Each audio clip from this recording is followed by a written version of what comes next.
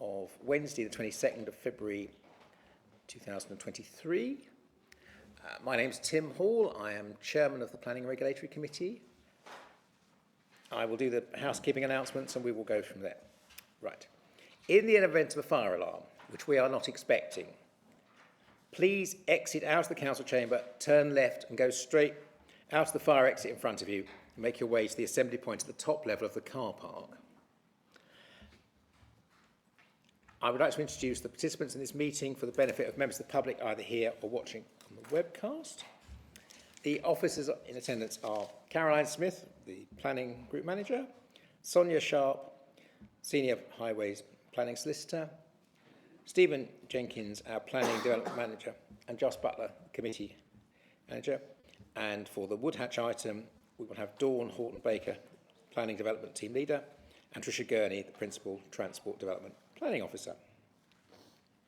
Please note that today's meeting is being webcast on the public website, and we will then move on to the order of the business for this meeting.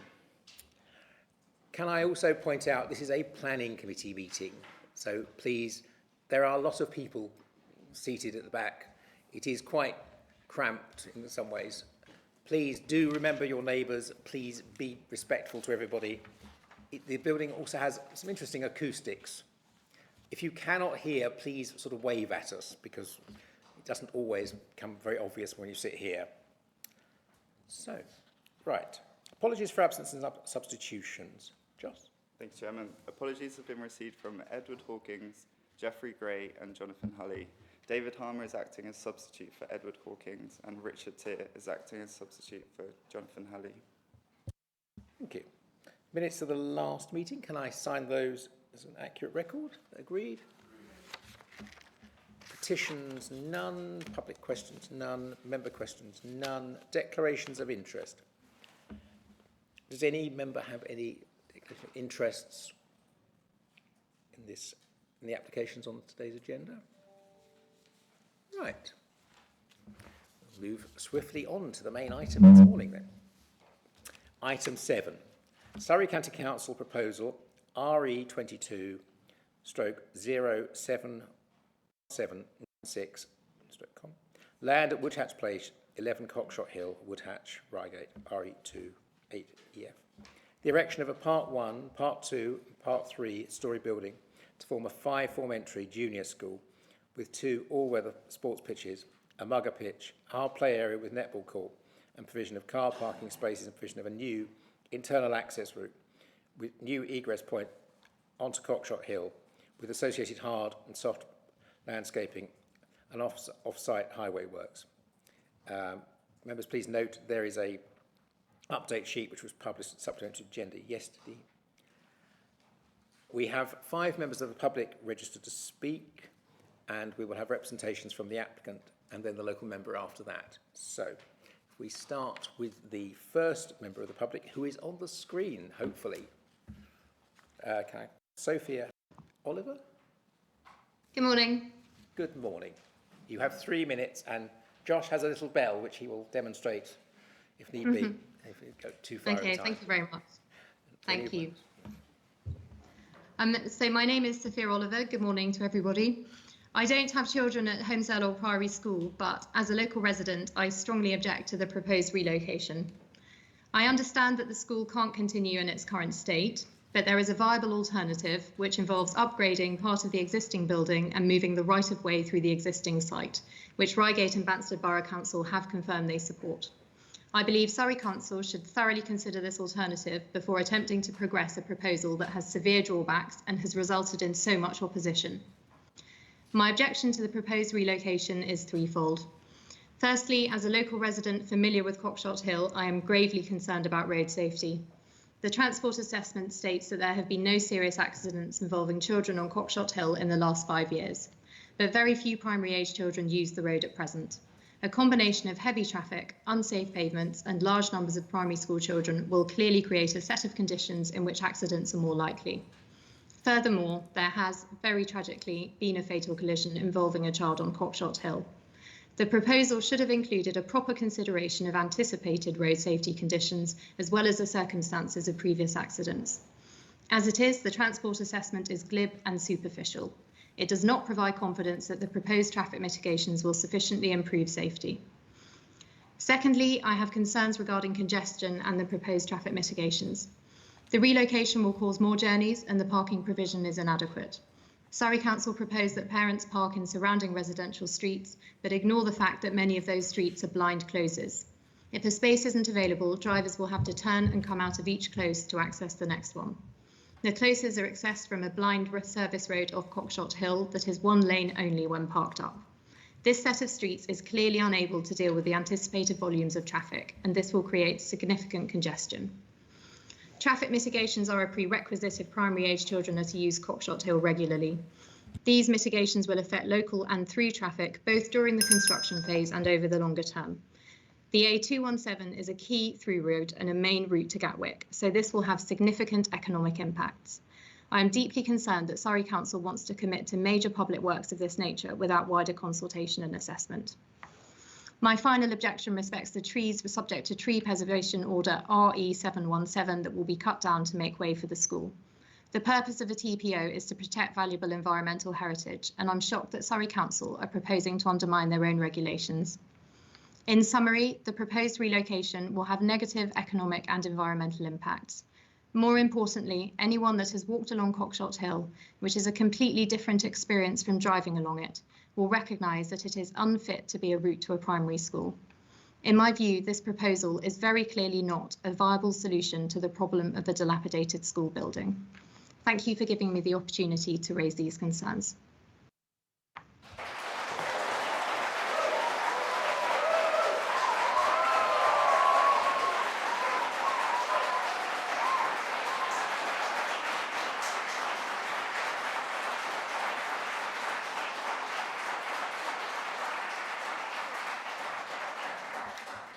Can I suggest in the nicest possible way that if you don't want to be here at 4 o'clock this afternoon, you sort of forget that bit at the end. You don't need to do it. We know what people think. We've read the objections and we have the views. And also it delays the other speakers. So please, just for everybody's benefit, otherwise we will be here at 3 or 4 o'clock, which will upset people's arrangements, understandably, and their childcare. Right, Luke Carter next.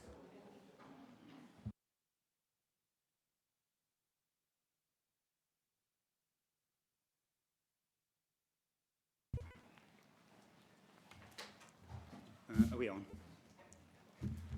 Thank you, Chair.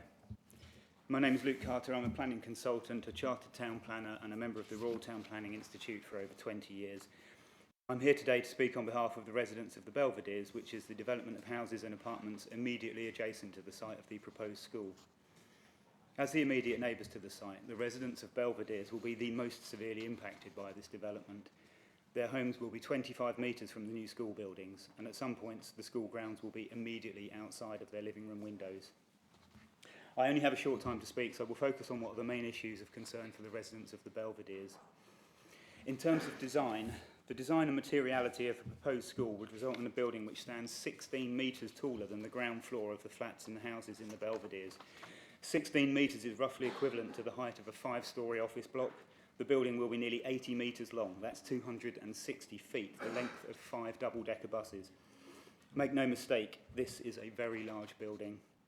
The proposed materials of the main block are a striking red and dark grey cladding in a random pattern, which bears no reference to any local building material and makes no effort to blend in with its surroundings. In fact, it's true to say that the materials increase the building's prominence and its incongruous appearance within the historic grounds of this locally listed building. Moving on to impact for the residents, in total over 40 windows and doors are proposed on the east side of the building, looming over the houses, the flats and the gardens, and looking down on the occupiers of the Belvederes and their private garden areas.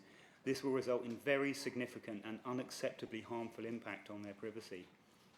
Not only would the loss of privacy be unacceptable and harmful, but the sheer bulk, height and scale of the proposed building will result in loss of sunlight and a substantial increase in overshadowing to the homes and gardens. And I note from the officer report that there has been no analysis of overshadowing submitted with the planning application. This is unacceptable and contrary to both local and national planning requirements. It is not only the building itself that will be harmful to the occupiers of the Belvederes. The proposed all-weather sports pitches will be located next to the Belvederes and the land just beyond their ground floor windows, raised up by 1.5 metres to provide a level pitch. As well as raising the land outside of my client's ground floor windows, the proposal is to locate the noisy sports pitches here with everyday use up to 8 p.m. and, to make matters worse, to provide a new entrance path to the school on this boundary with noise and disturbance of pupils, parents and staff walking to and from the school from the east entrance in Hornbeam Road. The raised path would have a 2.4 metre high mesh fence all along the boundary on top of the raised ground, so that the top of the fence would be 4 metres higher than the ground floor level of the adjacent homes. This is plainly unacceptable and will be incredibly harmful to the occupiers of these homes. These matters of visual impact, unacceptable design and materials, loss of privacy and loss of amenity, harm to living conditions are the key concerns of the immediate neighbours. The impacts of this proposal will be so harmful that it will be wholly unreasonable for this committee to grant planning permission for what you have in front of you today. Thank you, Chair. Thank you.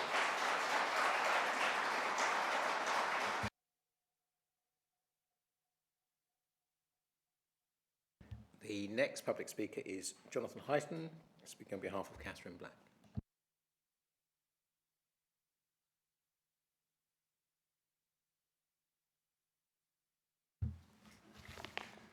Good morning, Chair and committee members.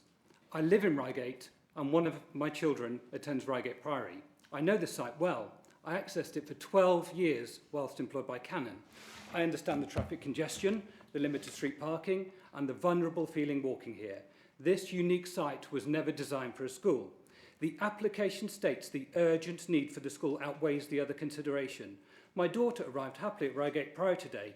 What is this urgent need? Is the building sinking, flooding? Is there a gas leak? I believe the urgent need is false. It is questionable whether there is a need for a new school when the existing site could be repurposed and a surplus of places is expected in 2025. With my local insight, I urge the planning committee to reject this application due to traffic congestion, parking provision, increased pollution and highway safety. To my right is a car park for 552 cars. Why? Because when this site was approved in 1996, they acknowledged inadequate on-street parking. This car park will not be available for school use. Parking for this school is not adequate. The car park will not. The application states 318 are expected to drive with 165 on-street spaces. This means 153 cars are without a parking space. As you know, there will be a 3-month parking review, after which all street parking could go. To confirm, Surrey County Council have plentiful parking. Here, the 600 pupil school does not. The application states that 282 pupils will walk or use active travel. Cycling or scooting to this site along an A road will result in a death. Parents will make their own choice of travel and for safety, not to suit the planning application. The application states that the impact of traffic and parking on residents is not significant. Resident impact will be for 36 weeks of the year, every weekday from 7 to 10 a.m. and 2 till 6 p.m. This is a significant impact. The application is flawed, contains inaccuracies and is replete with an uncomfortable level of bias, while Surrey County Council have failed to listen to public. One example of inaccuracy, as the application states 293 objections. In contrast, I have a confirmation in November of 400 objections, 100 have vanished. Either way, this unprecedented level of objection is equal only to those for oil drilling or fracking. This is a school application. You can see something is not right. In conclusion, this is the wrong location for a junior school of 600 small children who need to be accompanied by an adult twice a day with no parking and unsafe access. This application breaches local, national and Surrey's own planning policies based on a flawed justification of educational need. This proposal is harmful to this community. I ask you to invest in education in the right place, not property here at Woodhatch Place. Please reject the application today. Thank you.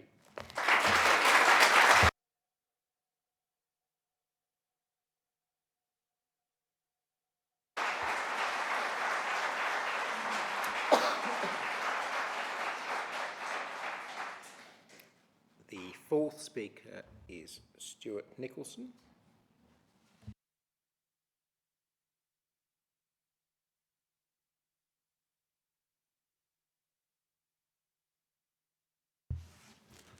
I'm Stuart Nicholson and have lived over the road in Broadhurst Gardens for 28 years. As a local resident, I followed with interest the progress of this project, attending both online and face-to-face presentations, and have made relevant comments at each stage. Surrey County Council claims to promote sustainable travel to school by cycling or walking, but moving Priory School will result in a large increase in parents driving pupils to and from school. The A217 is normally very busy, and whenever there's a problem on nearby motorways, it takes the brunt of redirected traffic. The potential additional school traffic will further increase congestion on the 217 and the roads surrounding the school, as well as through Reigate Town Centre. Parents choosing or compelled to walk their children from the town centre will have no option but to use the only available footpath along the east side of Cockshott Hill, which is already inadequate at busy times. This will be even more dangerous with the additional pedestrian traffic, namely before and after school, with the risk of children being crowded off the path perhaps and onto the road. I wondered if a road safety audit had been carried out.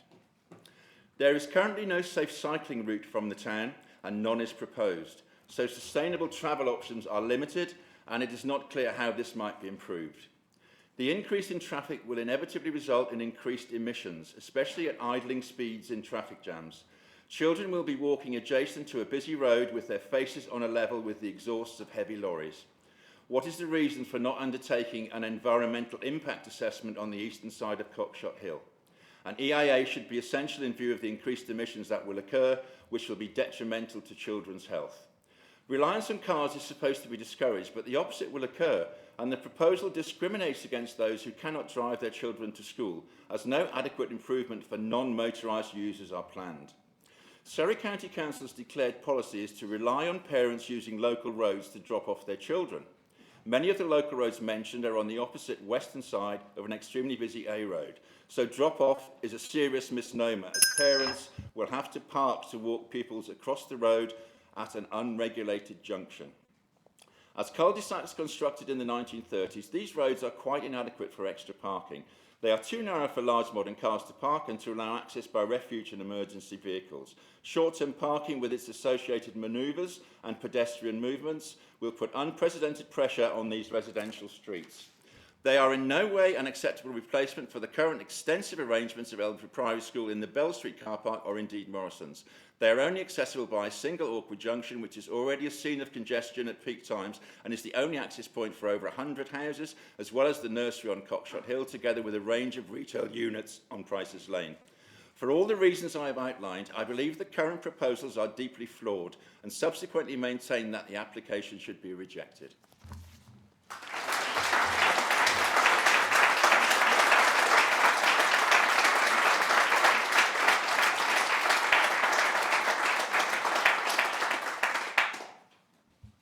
And the last public speaker is Greg Arden. Councillors, thank you for permitting me to speak today. You'll have seen and heard from the documentation that there has been a huge number of objections from parents and the local community. This is for a number of sound reasons. I want to just flag 4 in particular. The first is clearly safety, and several speakers today have made that really clear. We have a hugely busy road on Cockshott Hill with dangerous traffic frequently witnessed, narrow pavements. It is simply not a safe environment for young children walking to school. And I know so many parents personally who are terrified of what could happen if we had an accident. The other 3 issues I want to focus on are actually all related. They're environmental, traffic and congestion, and the logistics around multiple school pickups and drop-offs. And to understand this, you do have to understand the local geography. The Priory School, as you know, is currently in the centre of town, but much of its catchment area is to the north. North Reigate has few, if any, state junior schools, but it has a large infant school, Holmesdale. Holmesdale by the railway station, well to the north of the town centre. Many families live in that area. And of course, it's a feeder school to the Priory Junior. Now, by moving Priory to its proposed new location, well south of the town centre, this is very far from the majority of parents that the school actually serves. And this has 3 major issues, as we've heard. Firstly, it means parents who currently walk with their children will resort to driving. So this will add further to the gridlock roads that we already witnessed. Secondly, it creates additional environmental damage, which is completely ironic, given that I know everyone in this room wants to encourage more walking for local journeys. Thirdly, it creates an absolutely insurmountable challenge for parents with one child at Holmesdale and one child at Priory. It will be physically impossible to do multiple drop-offs or multiple pickups within the times needed by those two schools. So in summary, the proposed move we have here is unsafe. It leads to more, not fewer, car journeys, more pollution. It will be physically impossible for parents who don't own a car. And for those who do own a car, it will likely force parents to pay for expensive wraparound childcare. So I fully appreciate the need for building new modern schools in our communities, but this is the wrong proposal in the wrong place, and it simply does not work. I urge you all to decline this, and I look forward to hearing the myriad of people who are now going to speak in favour. Let's hear what they have to say.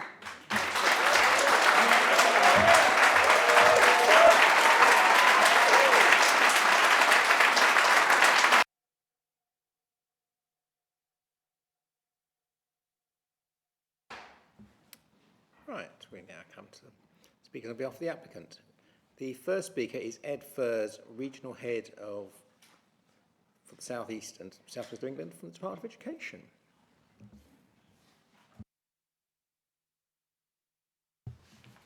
Good morning, Chair and Councillors.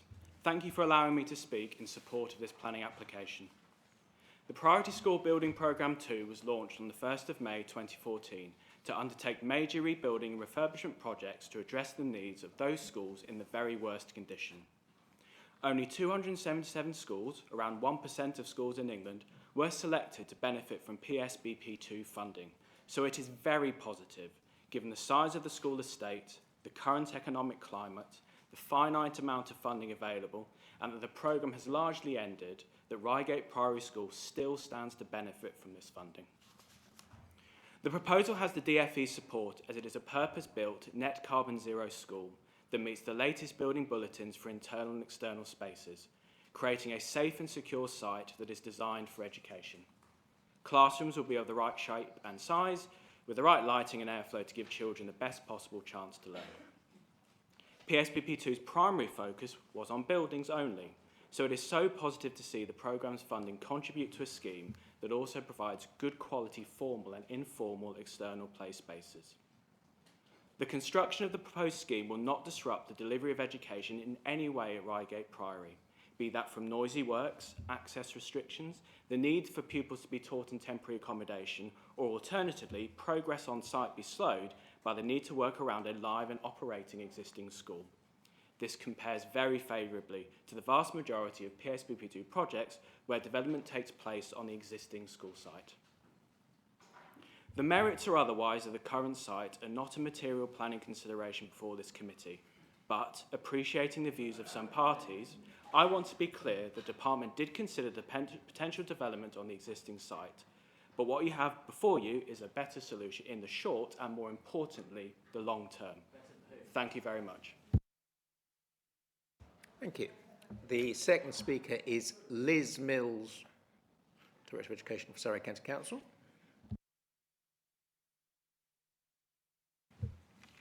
Good morning. My name is Liz Mills and I'm the Director for Education and Lifelong Learning for Surrey County Council. My role, working in partnership with local education providers, is to ensure Surrey's children, young people and adults have access to education and to ensure all learners, especially vulnerable groups, are supported to achieve their potential. This is a statutory duty. The Council's work to ensure children are seen and heard, feel safe and can grow, and that all people of all ages benefit from education is the guide for this work. This morning I would like to talk to you about 5 key areas. First, education inclusion. Surrey County Council is committed to the principles of no one left behind and educational equality. In short, this means allowing every child the same chance to grow and learn. The new school will deliver against both commitments in a way that is not possible within the school's existing building. It is designed to meet the Department for Education's requirements for a new build school, BB 103, and is accessible and compliant with the Disability Discrimination Act in a way that the existing school is not. As a result, this new school will underpin our children's right to inclusive education, opportunity, and accessibility regardless of physical disability. Second, safeguarding. Safe outdoor play underpins and supports physical, social, emotional, imaginative and cognitive development. A new build with defined boundaries will create that space for children, which is currently not possible for Reigate Priory Junior School. This will ensure that we can create suitable spaces for children and enable them to be safeguarded. This is at the heart of our work for all children and paramount to any decision we make on their behalf. Third, recruitment and running costs. A new school will be an attractive incentive to teachers looking to work in a modern facility, which has been purpose-built with teaching and learning and safeguarding at the heart of the process. Fourth, energy efficiency. An energy-efficient school will also save money for the school in the long run and supports the Council's Greener Futures priority and commitment.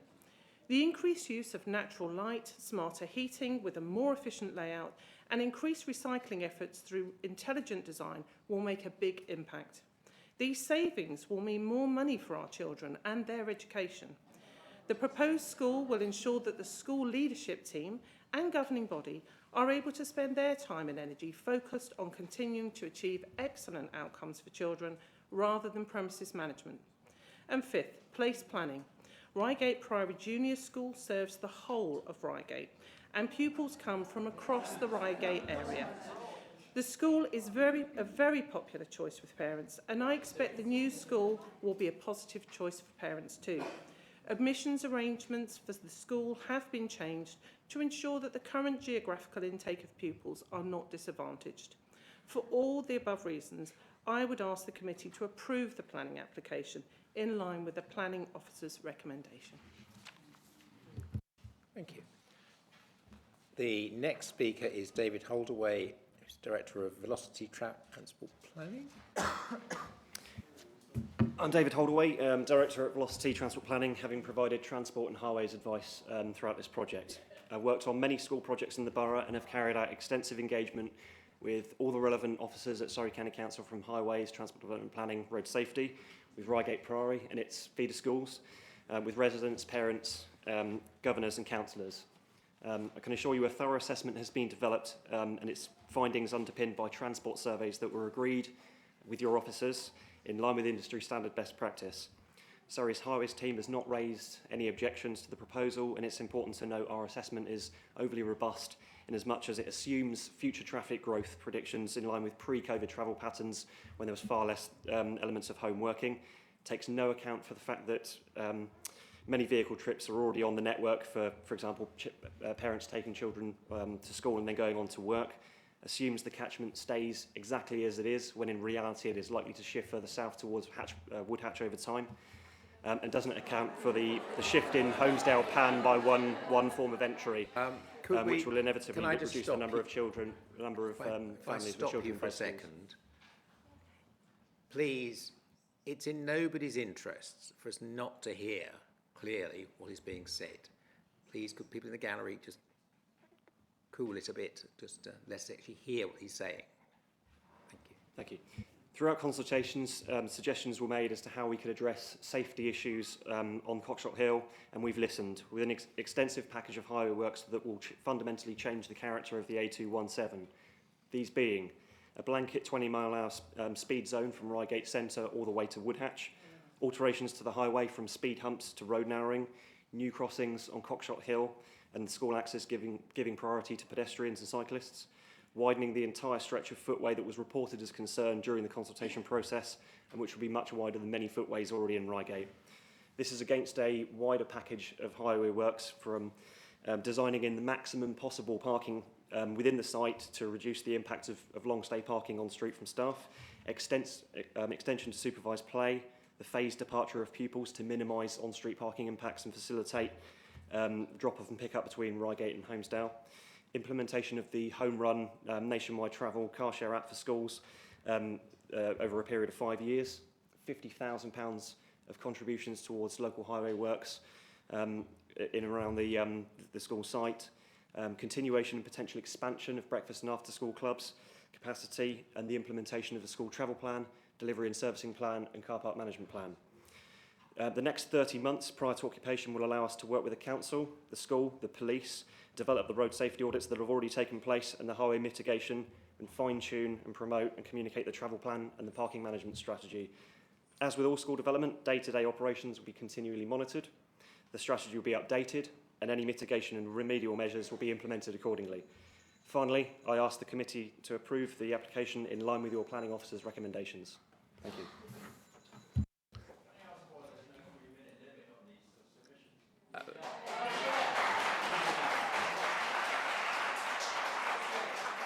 The rules are, and they're slightly odd, I suspect, that the applicant gets the same amount of time as the objectors. And actually, if we add it all back together again, you will find it will all add up back to the same figure.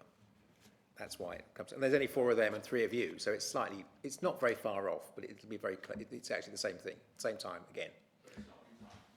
Oh yes, it is timed. Oh yeah. We haven't rung because it's not, with 4 of them and 5 of you, it doesn't quite work that way. 15 minutes total for them and 15 minutes total for you.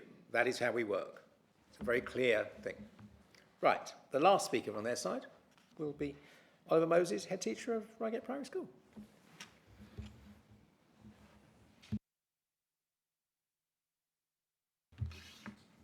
Good morning, councillors. My name is Oliver Moses and I am the head teacher at Reigate Priory School. I grew up in Reigate, I went to Holmesdale and Reigate Priory as a pupil, and I remain a local resident. My educational experience spans 26 years and I have progressed my teaching career at the school to the point I have been head teacher for 8 years. With my personal relationship with the town and the building, allied with my educational experience, I can appreciate the feelings across this debate, but also offer a unique perspective to it and the merits of our school moving to a modern purpose-built home. Due to the place Reigate Priory has in the community's hearts, this was always going to be a challenging debate, but one the town was destined to engage with at some point. Really am grateful to all those that have contributed to the discussion and have seen how this has affected meaningful adaptation as the project has grown. Reigate Priory's first responsibility is to ensure the children are safe and happy when in our care. This new building with its fully enclosed site, modern construction and purposefully arranged layout bespoke to our brief will achieve this on a level far superior to anything our current home can provide and ensure we are meeting safeguarding and welfare expectations set of us both now and into the future. This new building will allow Reigate Priory to finally fulfil its responsibility to be a fully inclusive school to all children, their families and staff. No longer will those with impairments or disabilities be told no at our doors. They will be welcomed and thrive as they justly should in modern Britain. It is time the children and staff of a building that has been designed for them and the way they teach and learn through the lens of our school ethos. No longer will they need to adapt and compromise to the many challenges and obstacles that our current home creates. This will enhance the consistency and continuity of our provision, providing an even better platform for improved learning going forward. This new building will provide dedicated staff with the working conditions that they deserve, whether that is a classroom of appropriate size, ventilation and temperature, correct fittings of primary learning experience, or modern and specialised spaces with digital infrastructure. It will be a place befitting of their professional status and help us attract the finest staff in a very difficult recruitment market. The challenges of providing education and care to children in our current home means our outstanding provision is often under threat. I have watched as the building and matters related to it absorb staff and governors' energy and work, not to mention our budget, exacerbated by rising energy costs and continuous maintenance costs, energy bills and maintenance costs. This new building will offer a more operationally efficient and financially viable home, allowing the school to better focus on its core safeguarding, pastoral and educational duties and ensuring the funds provided for children's education stay in children's education, benefiting them directly. I accept that the school operation will need to be sensitive to the drop-off and collection arrangements, like many head teachers in this land. I'm confident we can work towards finding a solution. This is what we do, and I'm comfortable with the responsibility when taking account this and many others we face on a daily basis, and we really want and should leave behind. Mr. Claytor was the first head teacher of Reigate Priory School starting in September 1948. He wrote in his goodbye address in 1957, "Little did we know then, referring to the start of the school in 1948, that school would remain in the Priory, for the original plan was to move us to Woodhat's Place after 3 years. The building was never intended to be a long-term home for the original secondary school of 140 pupils, and certainly never to be a primary school for 600 children. I believe that after 75 years, it has served us well. However, as with all its other occupants over its illustrious history, it is time for our occupation to close, and as I have shared above. From my educational viewpoint, it is time for our school to move to a new, purpose-built home, where the possibilities of bringing learning to life, both inside and out, can be fulfilled well into the future." Thank you.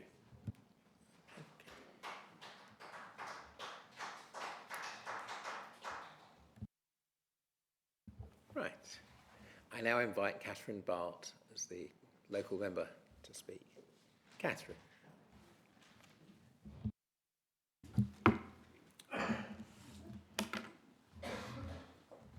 Last year, after months of public consultation, work by officers and scrutiny, Surrey County Councillors, that's you and me, unanimously voted for a new local transport plan for Surrey.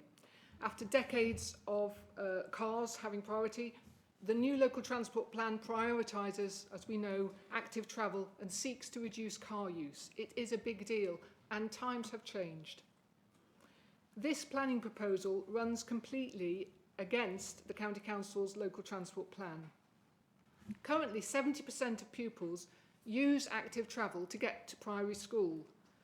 Put the school at the new location and it falls to 53%. Rather than decrease car use, with this proposal, car volumes on Cockshott Hill will increase by 5.7%.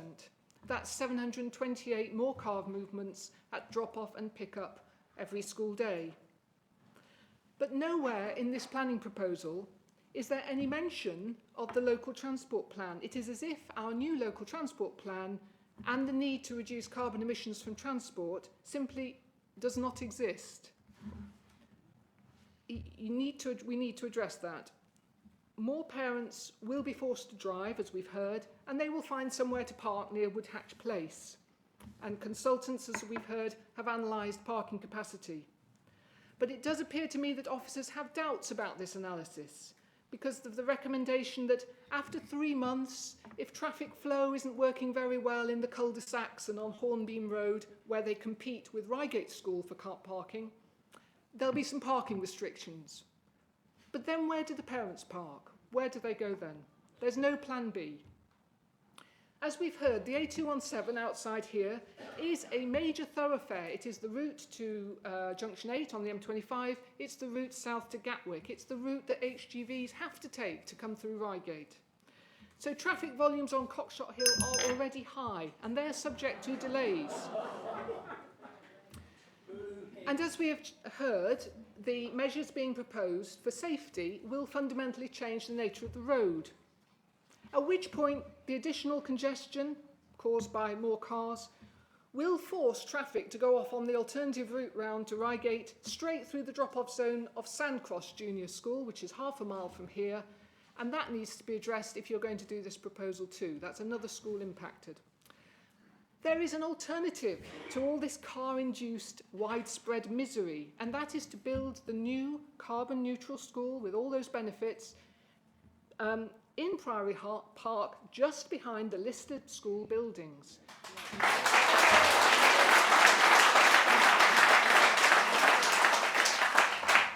That solution is fully supported by the Borough Council, Planning Committee and the planning officers of the Borough Council. And as our last-minute supplementary agenda says, it seems to me the Department of Education is completely relaxed about that other location. Final sentence. That solution, building it behind Priory School, means active travel is maintained, increased car use is avoided, a new school is provided, and Surrey County Council is seen to act in accordance with its local transport plan for the long-term benefit of its residents of all ages. Thank you.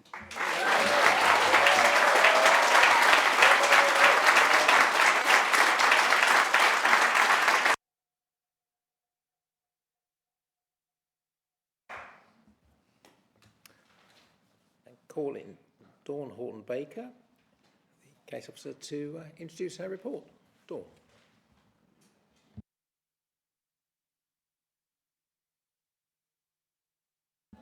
Is your mic on? Good start. I just want to quickly run through the supplementary agenda which we circulated yesterday, just so members are aware what was included in that package, because obviously it's quite late, an update that's things that have come in recently. So we've had an additional 3 letters, one which was referring to a freedom of information request to the Department of Education, which, because that was quite difficult to summarise, we've attached the actual documents that the representative sent in, which relates to pre-application meetings that the Department of Education had with Reigate and Banstead prior to this application and unrelated to it. My reading of those meeting notes and then the additional comment made by the applicant is that there is no appropriate acceptable development been put forward for the development at Reigate Priory existing site.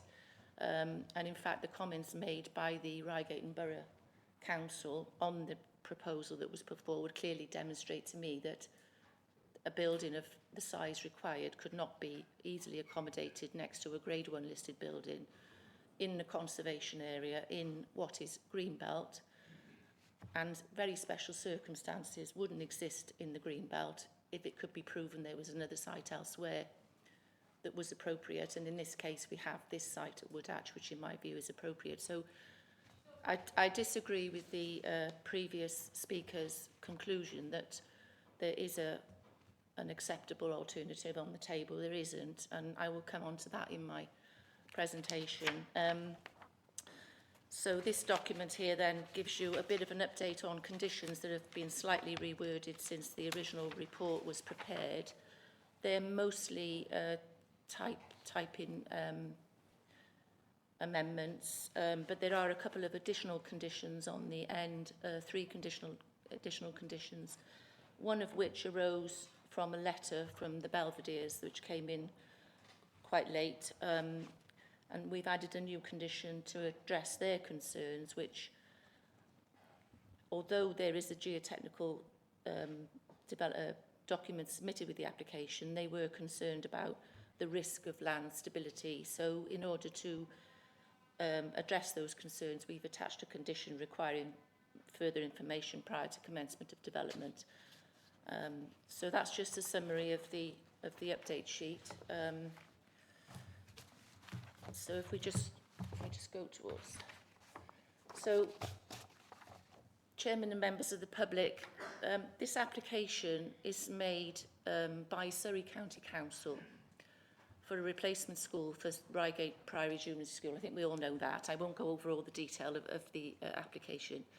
Under Regulation 3 of the Town and Country Planning General Regulations, planning applications by interested planning authorities acting by themselves or jointly with other parties on land of that authority fall to be determined by the authority itself.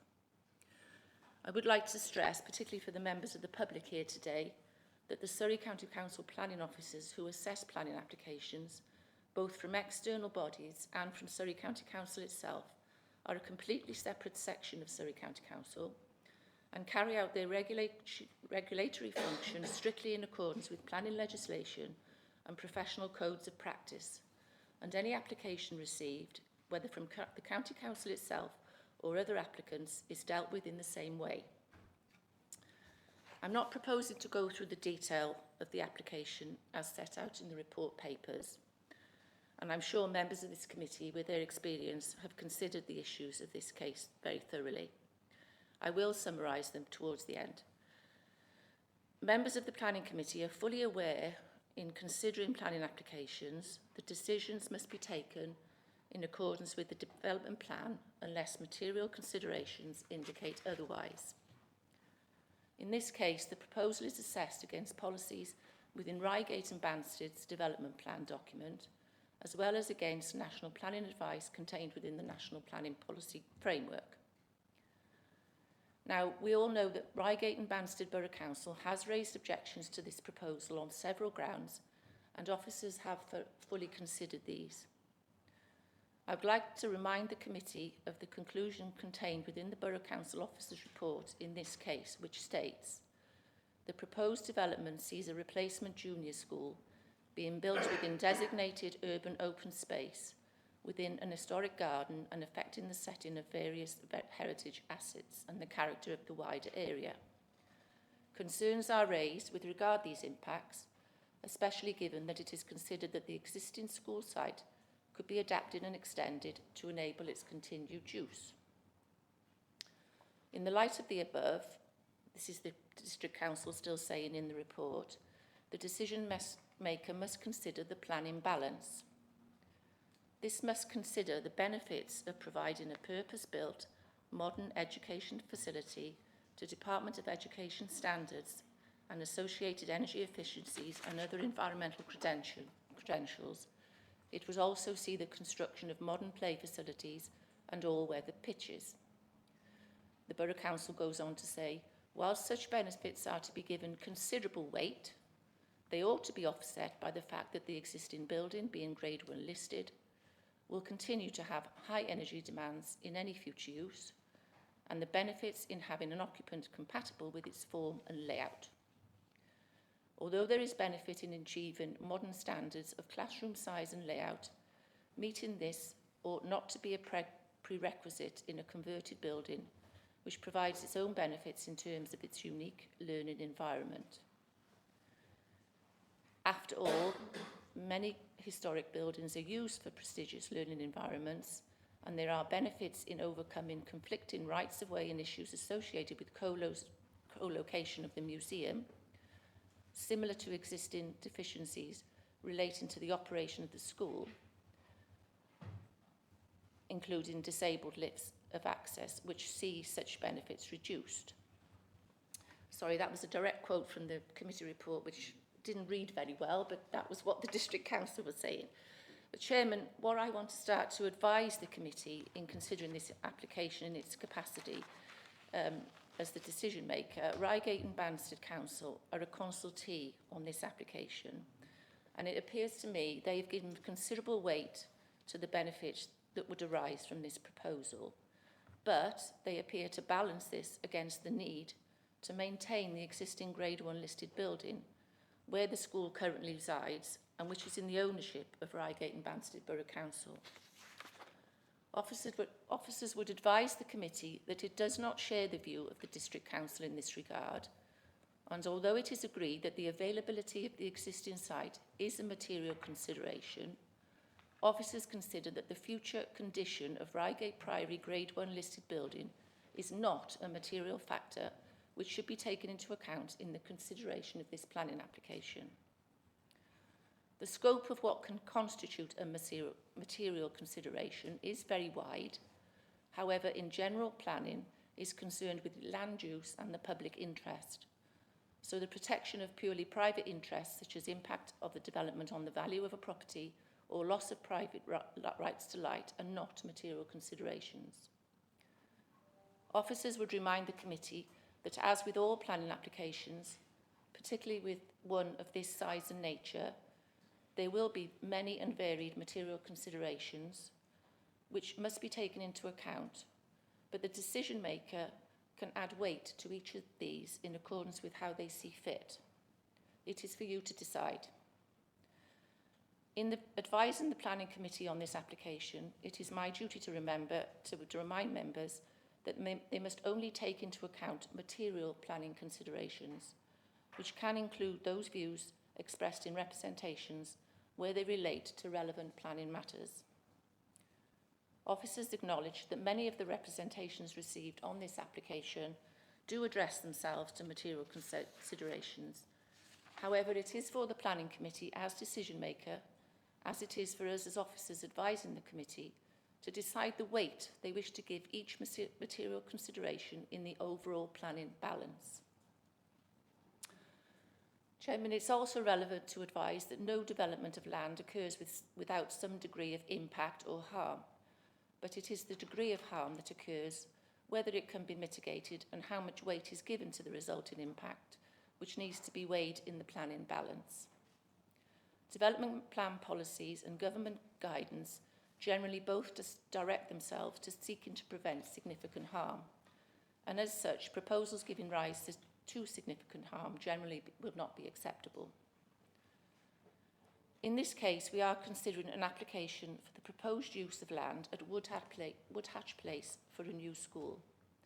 The planning assessment must be directed to the material considerations that apply in this case.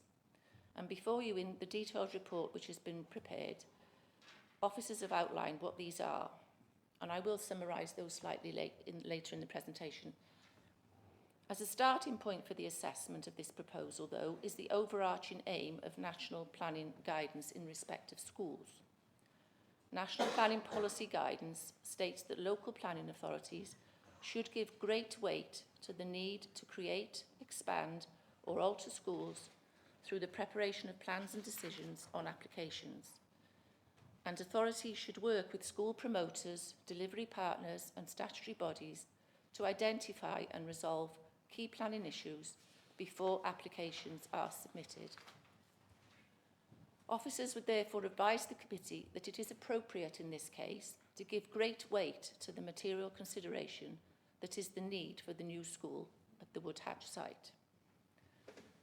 On this matter, officers acknowledge that many of the representations received consider that there is no need argument in this case, as the site of the existing school is suitable for improvement or expansion. I think we've heard from a number of people today who are in a position of being able to justify their comments that this is not the case. Officers acknowledge the existing site is a material consideration that we must look at. However, the application proposed by Surrey County Council as Education Authority is supported by the Department of Environment and by the school themselves. And these are all people who the officers consider best placed to consider education provision. Officers consider the applicant has put forward a robust case on the urgent need to find another site for Reigate Priory Junior School, which can enable the provision of a school fit for the future given the unsuitability of the existing site due to its significant constraints. Officers consider there is a demonstrated need for this new school and considers that great weight should be given to that need in this case, and this will need to be considered in the planning balance when assessing the proposal put forward at Woodhatch Place. So if I briefly turn back to the material considerations which are all set out in the report, these are addressed in detail, and the main ones, although this is not a full list because it is all in the report, are the impacts on statutory and non-statutory heritage assets, trees, ecology and biodiversity, design and visual appearance and the urban open space considerations, impact on residential amenity, drainage and flood risk and highways considerations. On each of these matters, officers have assessed the proposal against development plan policy and identified any harm or impact arising from the proposal and the degree of harm or impact caused. Officers have then considered how the applicant has mitigated or compensated for any harm, and in certain circumstances have recommended conditions to further minimise harm. Officers have then considered the resulting harm in each case within the planning balance. On those issues, officers considered the following. In terms of impact on heritage assets, there is no harm to any statutory heritage asset, and there is a degree of less than significant harm to non-listed assets, namely Woodhatch Lodge, which lies within the Woodhatch site, and the garden, which is locally listed with the Borough Council. Officers have come to the conclusion that there is a less than significant harm that is mitigated to some degree and can be further mitigated with planning conditions requiring additional landscaping. Officers do not consider great weight should be attributed to this in the planning balance, but it is a consideration. The second issue is trees, ecology and biodiversity. There is a degree of harm arising due to the loss of part of the site itself and existing trees, but this is mitigated to a significant degree, with the most significant trees being retained, measures to improve the ecological value of land to the north of the Woodhatch site, and also other planning conditions requiring replacement landscaping and planting and measures to minimise the impact on ecology during development. Officers do not consider that great weight should be attributed to this in the planning balance. Design and visual appearance and urban open space considerations. A new school of the size proposed undoubtedly will have a visual impact on the amenity of the area, but officers do not consider that any significant harm on the wider area will occur. The greatest impact will be felt within Woodhatch Place itself and from the residential development to the south. which I will address later. We have some photographs that we're going to present on the before and after visual impact, which might help visualise that. Officers do not consider that there is a significant harm arising in respect of visual impact. The site lies within a developed urban area, and in that context, officers do not consider it would be unduly out of place. In respect of urban open land, officers have carefully considered this and the relevant development plan policy, and also notes the comments of Reigate and Banstead Borough Council, who consider the proposal is a departure to policy on this point.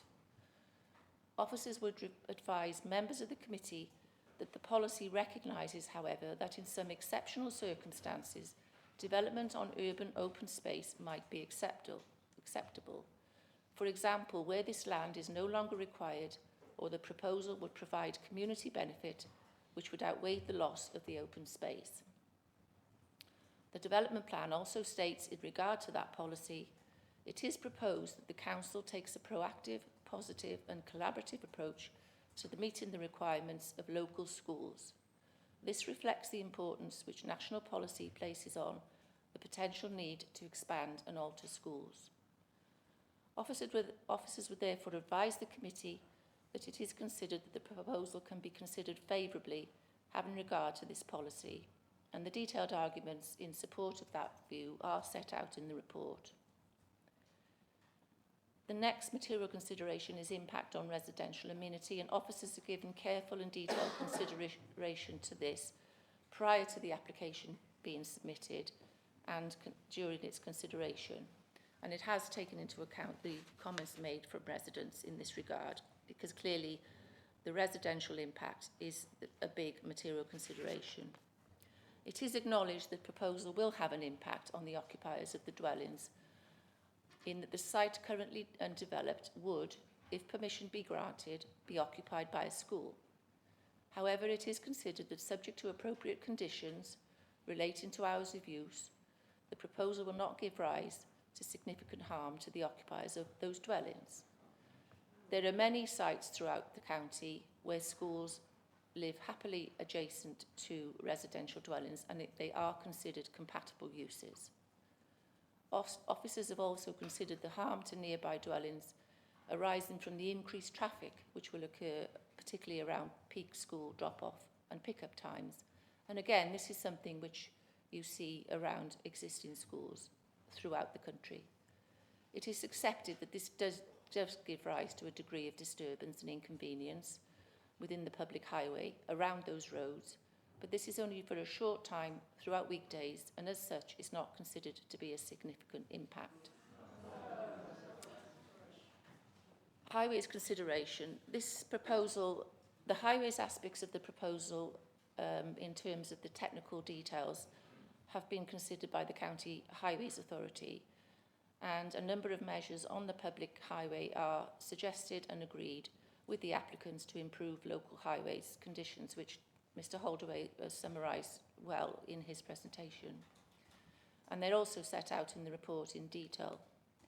Several planning conditions are recommended on highways grounds, and subject to these, the proposal is not considered to give rise to harm to highway safety, nor have a significant impact on traffic congestion. Highways officers are aware that there are already existing traffic congestion in the area of the application site, particularly during peak school arrival and drop-off times. But they are satisfied that the additional movements arising from the proposal can be safely accommodated within the highways network. So, Chairman, in conclusion, officers have had regard to all of the material considerations in this case and consider that the significant benefits arising from the proposal, providing a long-term need for a school, outweighs the less than significant harm arising from the development of the site, harm which can be mitigated to a significant degree by amendments secured on the scheme and controlled by planning conditions.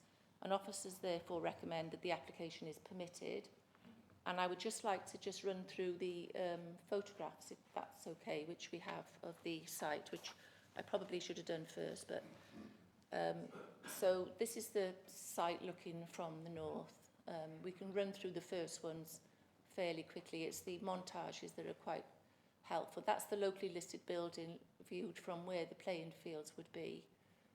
And so that is visible within the Woodhatch site of figure 3. And that's the Belvedere's development, which has been built quite close to the boundary of Woodhatch Place, with obviously windows overlooking the site. And members should just be aware that the right to a view is not a material planning consideration. What is a consideration is loss of privacy, over-dominance, loss of outlook. That is different to the right to a view. And obviously this development does at the moment have a view over open parkland. So figure 4 is looking towards the application site where the school would be and showing the trees which were planted in connection with the Cannon development, which would need to be removed to facilitate the development. And then a far-reaching view of the Belvedere's as viewed from Woodhatch Place building, with the development site on the right-hand side of that. And this is the current access into the Woodhatch Place site. And the boundary with Cockshot Hill. And another view of the boundary. This is the location where the proposed egress would be on Cockshot's Hill for the new school. So these next set of photographs, sorry, the previous one, could we go back? That's the existing boundary to Cockshot Hill. Then the next set of the photograph after is a montage provided by the applicant, which is a verified view, showing the visual appearance of the school from the egress point after the development was completed. And similarly with the photographs coming up now, they're all showing before and after from vantage points taken around the school. So here we've got the traffic lights, the junction to the south of Cockshot Hill. And the next photograph shows the school building behind the Angel development. And then we have a view from the south, which is at the further on from the junction and the park that is there. So this is the existing visual appearance. And there's the school building just peeking across the top of the skyline. And that would be the view from the south. And here we have a view of looking north from Cockshot Hill into where the site would be and the access to the development. So the second photograph shows the acoustic fence which is proposed along the boundary, details of which are controlled by condition in terms of colour and design. And then behind that, beyond the trees, you can see the outline of the building, the school building on the site. And this is Cockshot Hill at the entrance to the exit to the site. And afterwards with the acoustic fence to the right, and then to the left of the entrance and running up the rest of Cockshot Hill would be a more open fence as opposed to the acoustic fence which is being proposed adjacent to the school itself to mitigate noise from the road in the school classrooms. And then this is the view of the site from the existing Woodhatch Place and the building on the right-hand side in relation to the Belvedere's.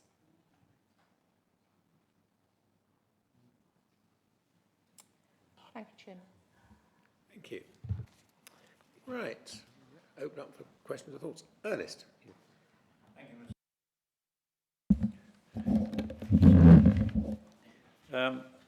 First of all, I'd just like to say that I speak as a person who went to an old school in Old Priory and Cathedral Cloister buildings. I'm still very attached to those buildings, but of course I recognise that they were not ideal for the provision of modern education, and particularly not ideal for primary children. Could I say too that when this first arose, and it was obviously coming up for planning, I checked the website and I found on there everything that the local council, the Reigate and Banstead Council, were saying, and the planning officer. I found a lot of views from parents, which I read, and I found the headmaster's statement, which I also read. I then visited the school and had an hour with the headmaster and deputy head. He didn't try to persuade me of anything, but he did explain the situation to me, so that I do have a very good idea how the school now operates. It really seems to be an absolutely excellent school, I have to say, but they are in trouble in terms of their classrooms. What I got off the website were that the objections were mainly loss of open space, traffic issues, heritage assets, and they didn't, and a dislike of the new location on the A217, being a busy road, and cars for the school run, and narrow pavements, that sort of situation. Also on the website, on the other side, were the suitability of the present building, not ideal, narrow fire escapes, small kitchens and classrooms, high energy costs, and the general condition. Of course, there was a big screed on the possibility of redeveloping the present site, but really on balance, that really seems to be not necessarily a very good idea.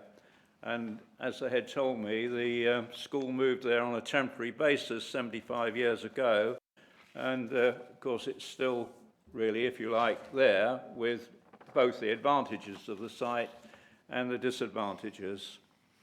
The problem I see for this committee is the fact that we have an educational aspect to this, where the educationists have decided what they really need, and that is really not a decision for this committee. That is up to the people who organise education.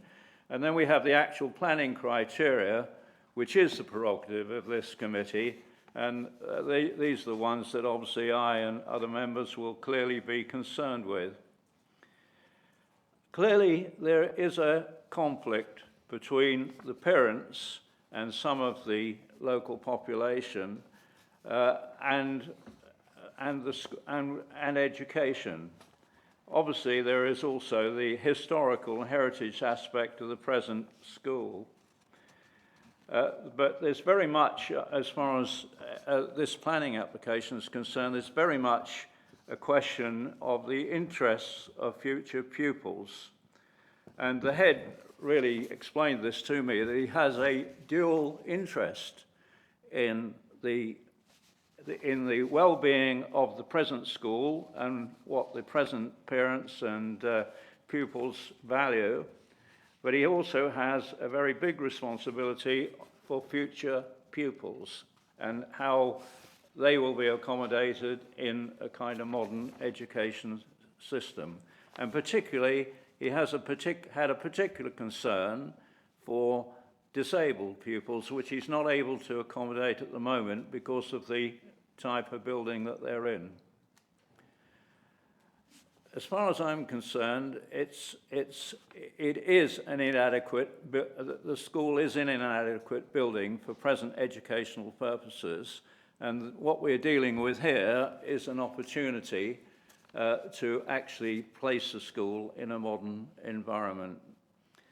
And on my main concern, which has been isolated by a number of speakers 3, 4 and 5, and the local member, isolated the safety of pupils. And that really is my main concern from a planning point of view in speaking to this application, because I think the other aspects of getting the school into a modern situation really speak for themselves. What I'm concerned with, Mr. Chairman, is condition 9, which is on page 117.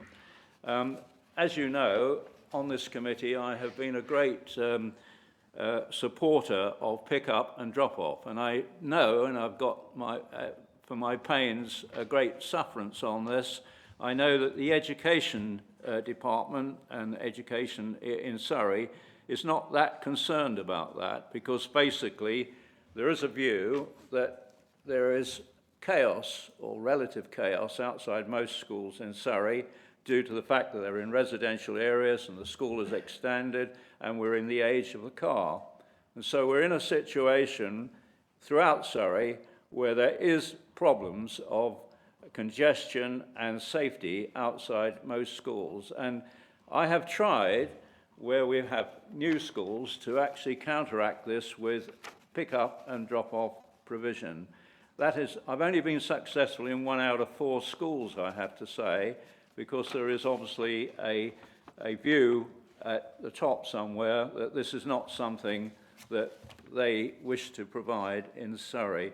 However, I am concerned, therefore, in this case, that there is an ideal opportunity to provide a fairly substantial pick-up and drop-off, particularly if the school has got staggered entrance and exit times. And when we went on the site visit, we were shown the dual road, which is going to be inside the site, which runs alongside Cockshut Hill. And it seems to me that this is going to be a very long road, and there's plenty of room on there for parents all parents who come by car, whenever, not just a few with special permission, to actually pick up and drop off on that road if they so wish. And to me, if this provision is made universal rather than restricted, then it will solve a lot of the opposition or a lot of the points which those who don't like the system which is being proposed have objected to. And it will also, of course, speak very well to the safety, increased safety of the pupils. So at the end of this discussion, Mr. Chairman, I will be proposing an amendment to condition 9 on page 117, and my amendment will actually concern the fact that that road, when it's in existence, should be open to all parents and not just to a selected few. Because, quite frankly, I mean, you and I'm sure all members are familiar with schools. On a wet day, we've got 500 pupils in this school, plus probably in the long term or medium term. And on a wet day, I mean, you could have 200 cars or 300 cars, but, you know, these have to be accommodated somewhere. And I'm very familiar with a school in my area where the council's consultants planned for all the parking spaces to be on the nearby residential estate. And that sort of solution, which partly is mentioned in the minutes here, is just not satisfactory if, in fact, as we have, a different opportunity. And so if I can come back at the end to speak to this amendment, I'd be very pleased. Thank you, Mr. Chairman. Thank you. Catherine.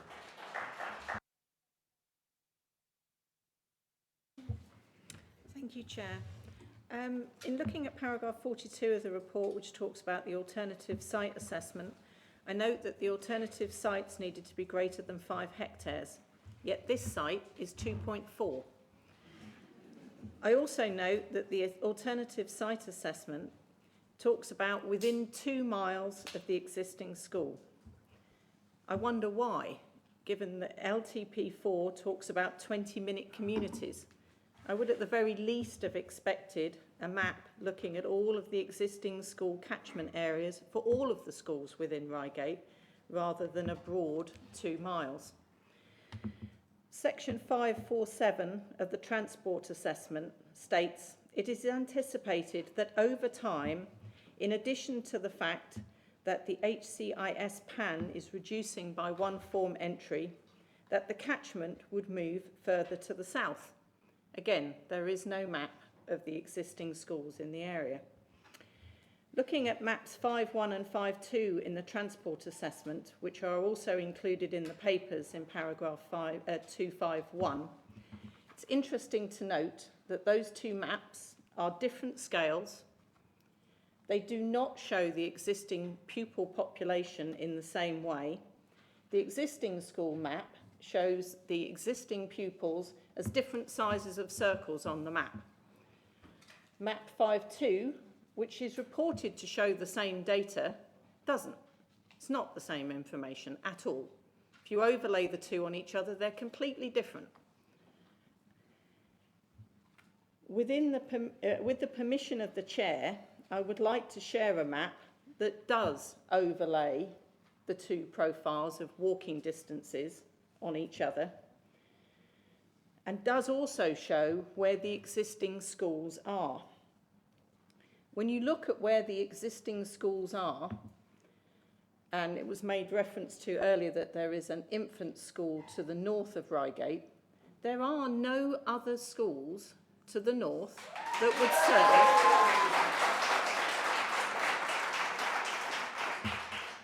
that would allow the catchment of this school to move south. It would just leave a significant number of pupils with no school to attend.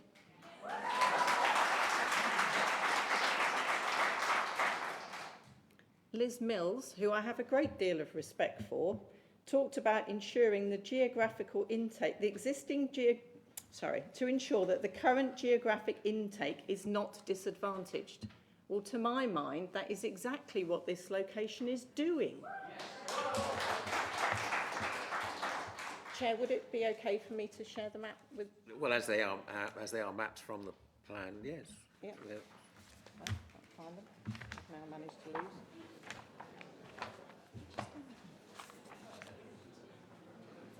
Yes, please, but I've lost them. Oh, sorry.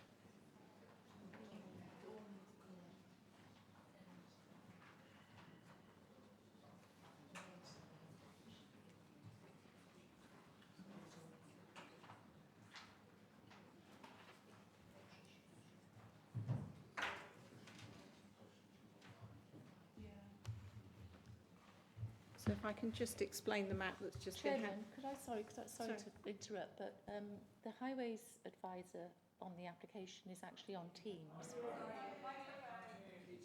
Oh, it's because sorry. The Highways Advisor, who's been as part of the assessment of the proposal, is actually present in the meeting. No, but they know the details of the assessment. And I'm just wondering how we can get her a copy of that.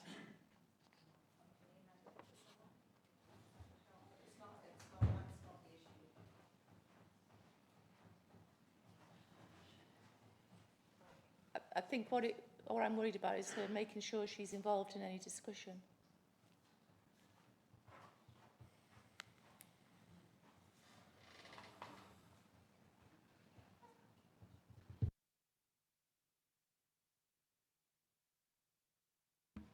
Yes, it's probably, I think, some. Perhaps Councillor Powell can, now that we've got a copy of the map, the planning officer's got that, can you explain, A, if there's any difference to...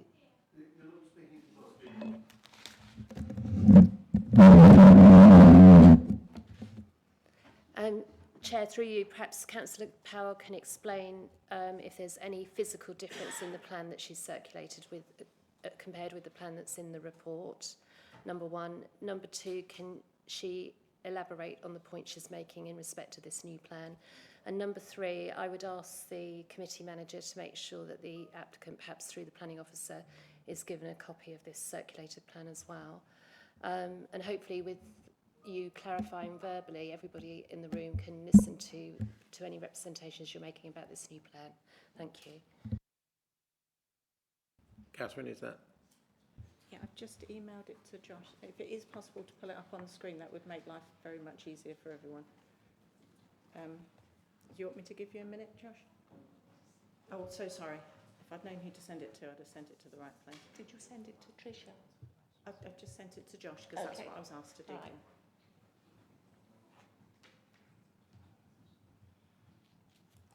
It's the last page of the 4, Josh.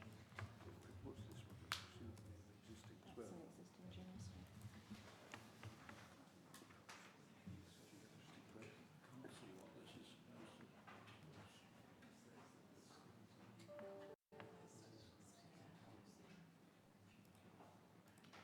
So we can do one at a time. So this is map 5.1, which shows the current pupil postcode locations and their proximity to the existing school.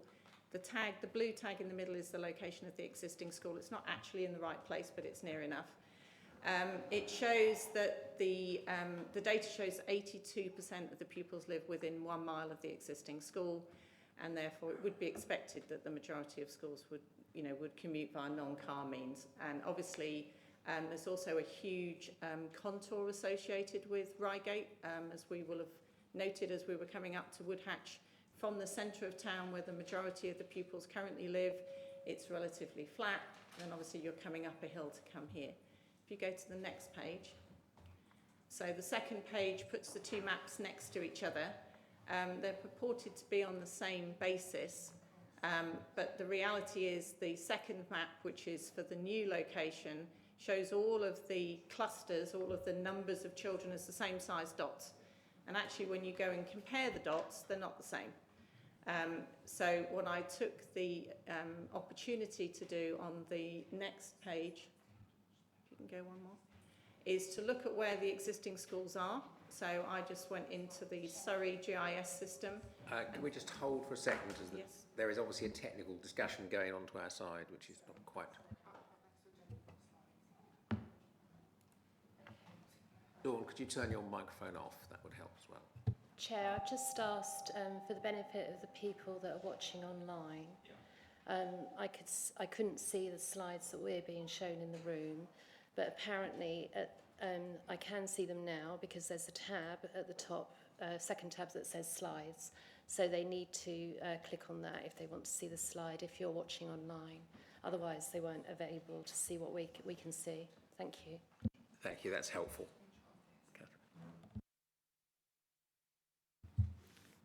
So this is a map of the existing state schools in the area. So the final slide, I'll explain it. The background slide is essentially the 5.1 map from the transport assessment. So it shows all of the circles that show the pupils that currently attend the school. The yellow circles on the map are existing infant schools. The red circles on the map are the existing junior schools. The blue are the existing primary schools, and the green are the secondary schools. So you can see there's a secondary school that, broadly speaking, serves the north and the centre of the town, and there's a secondary school that broadly serves the south of the town. And currently, you would argue, if anything, that potentially the existing school location is too far south, given where the pupils come from. But the blue line is the 1 mile walking distance line for the existing school. The red line is taken from map 5.2 and is the 1 mile walking zone associated with the new school location. And what you can see is that there is no school for those pupils to the north of that red line that will ever be within 1 mile because there's no school there.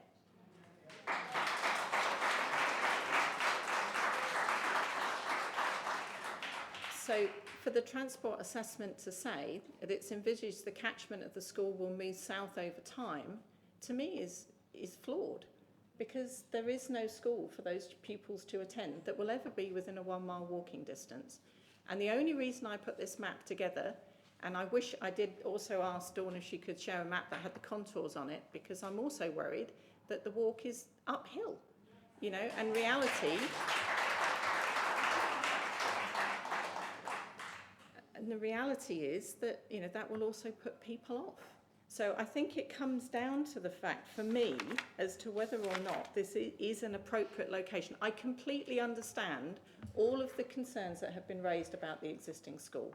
You know, I was educated in a school that was falling down. You know what? It wasn't great. But actually, at the end of the day, the teachers made it special. The teachers made it And I understand the need to improve the existing educational facilities associated with that school. My concern is that the location that's being proposed is not sustainable. I believe the transport assessment is flawed because it does not look at where the other schools are. Thank you.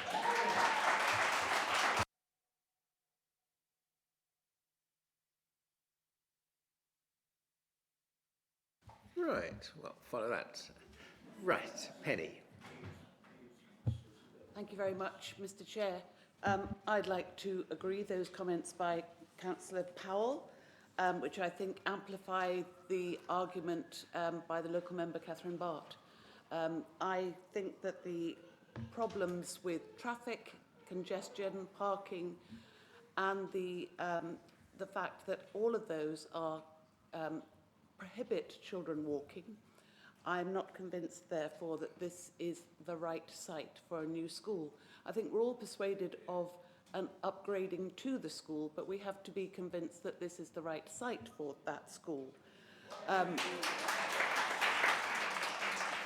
Just one other aspect to my feelings about this, and I know that building design is very much subjective, but in the eye of this beholder, I wouldn't call that design elegant or playful.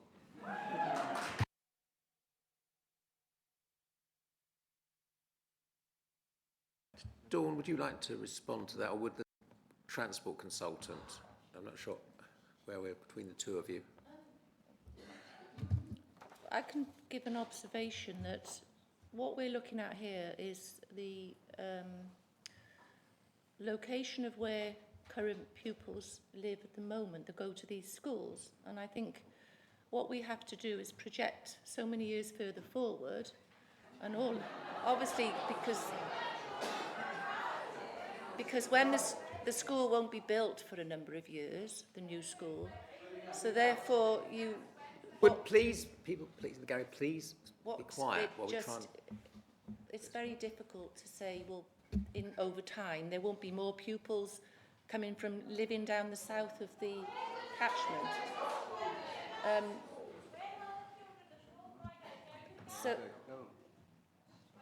So, Chairman, I do understand what Councillor Powell's saying. However, we have an education authority, we have a highways authority, we have the Department of Education, we have the existing school, all saying to us that this is an acceptable location that meets perfectly standards. So I'm afraid I can't give weight to that comment. Can I point out this is a quasi-judicial process? It is not helpful for people just to shout out on and off, because it means that people can't hear what's actually said. Is our children and families been affected? At this moment, nobody is affected because we actually haven't got a decision.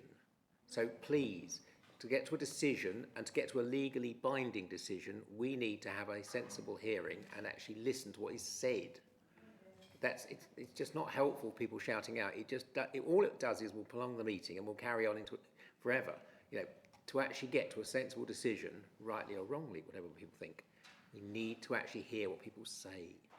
Please be courteous to other people. I do have technically the power to clear the gallery, but we've never done so, and I don't intend to now. So please just respect everybody else and let everybody say it.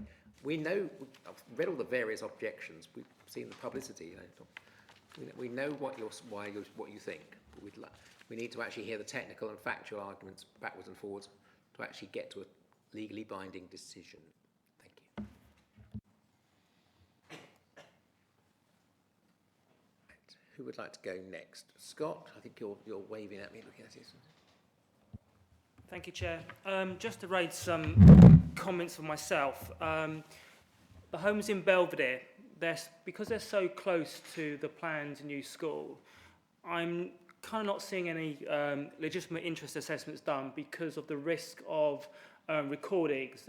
With my background in community sports, this places children at risk to comply with GDPR. At the same time, with my twin hat on as a borough councillor, due to the distance between Belvedere and the schools as well, there potentially could be noise level risks that have also not been considered. It's already been commented by my colleagues here as well about the look of the vehicle. Part of planning is that we need to make sure planning is in keeping with the local area. I think it's obvious this is not the case in this one. In terms of the big impact assessment, it is clear there is a risk to children and the volume coming up the hill to the new planned school.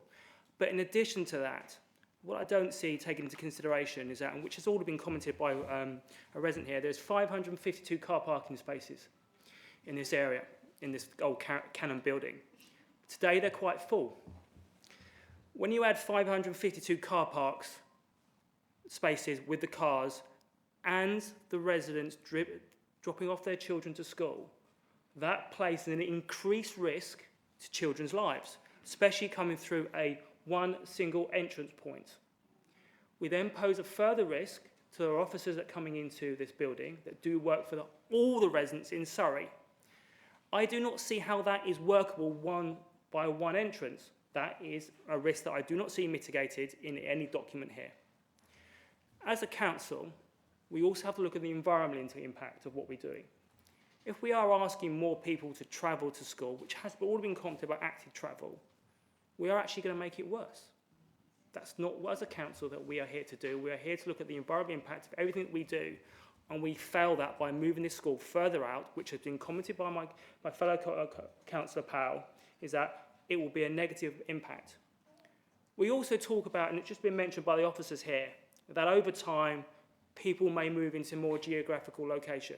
I'm sorry, we can't take that into consideration. We do not know what Reigate's local plan is going to take effect. It could be reworked, as they are reworked every 5 years. So to say that there's going to be a larger increase in residents close to this new school, we can't assume that because we don't know.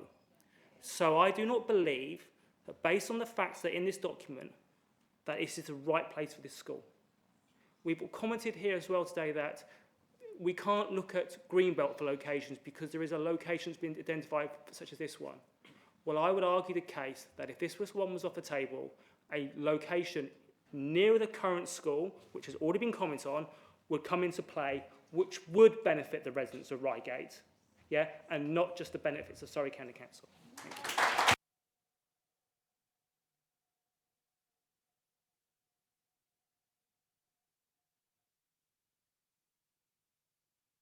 you. Thank you, Mr. Chairman. I've listened to the officers saying their case. I've listened to all the members of the public and parents giving their case. I think one of the issues that I'm struggling with on this one is that we keep talking about the existing school isn't fit for purpose, but nobody's talking about the fact that we can redevelop that school on the 1950s block next door. That seems to be being forgotten about.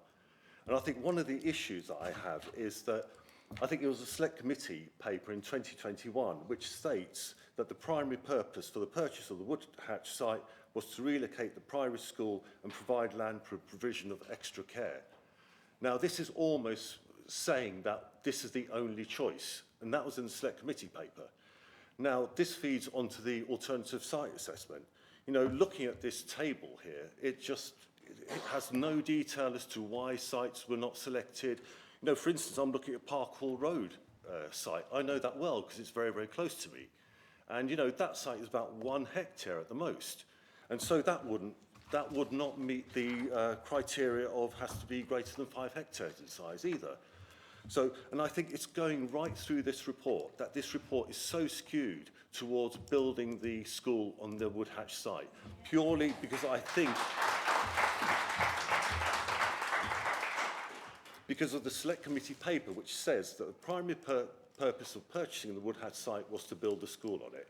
Now, we have to disregard that, because it cannot be, as a planning committee, we sit here separately and we decide based on the information in front of us. And I think my colleague Scott mentioned about the noise assessment. So if you look at, trying to get my notes. Yeah, so it says Surrey County Council's noise consultants recommended that further information was requested from the applicant regarding the planning application. Now, I think Scott mentioned about the noise from the playground. There is no detail in this report as to the number of decibels, etc., apart from it cannot exceed 35 decibels.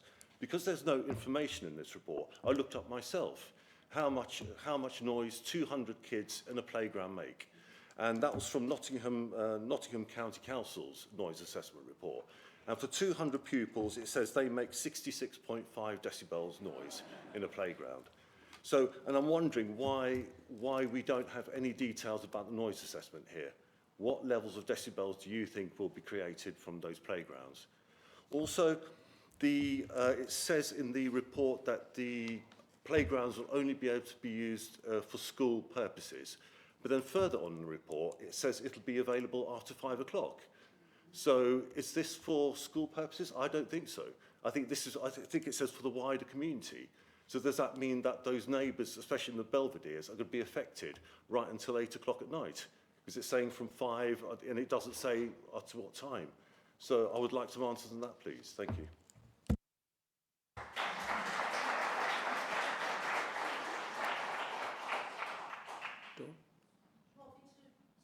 Yes. Sorry, do you want me to do all the questions that we've had? Or? Well, yes, I think it would help, yes.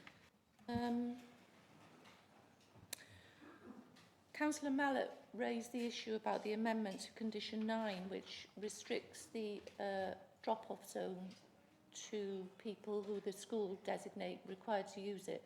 And I think you were suggesting it was open to the wider school. I'm wondering if Tricia, who's online, could comment on that. She's the Highway Authority officer. Hello? Right. Yeah, the drop-off zone is only limited because our Safer Routes to School team don't like to have drop-off zones within schools, and that the reason for that is that it generally leads to more problems than it solves. You get parents queuing out onto the public highway. If you can limit the number of kids coming in through to the drop-off zone, then it stops that queuing back and stops that congestion onto the road.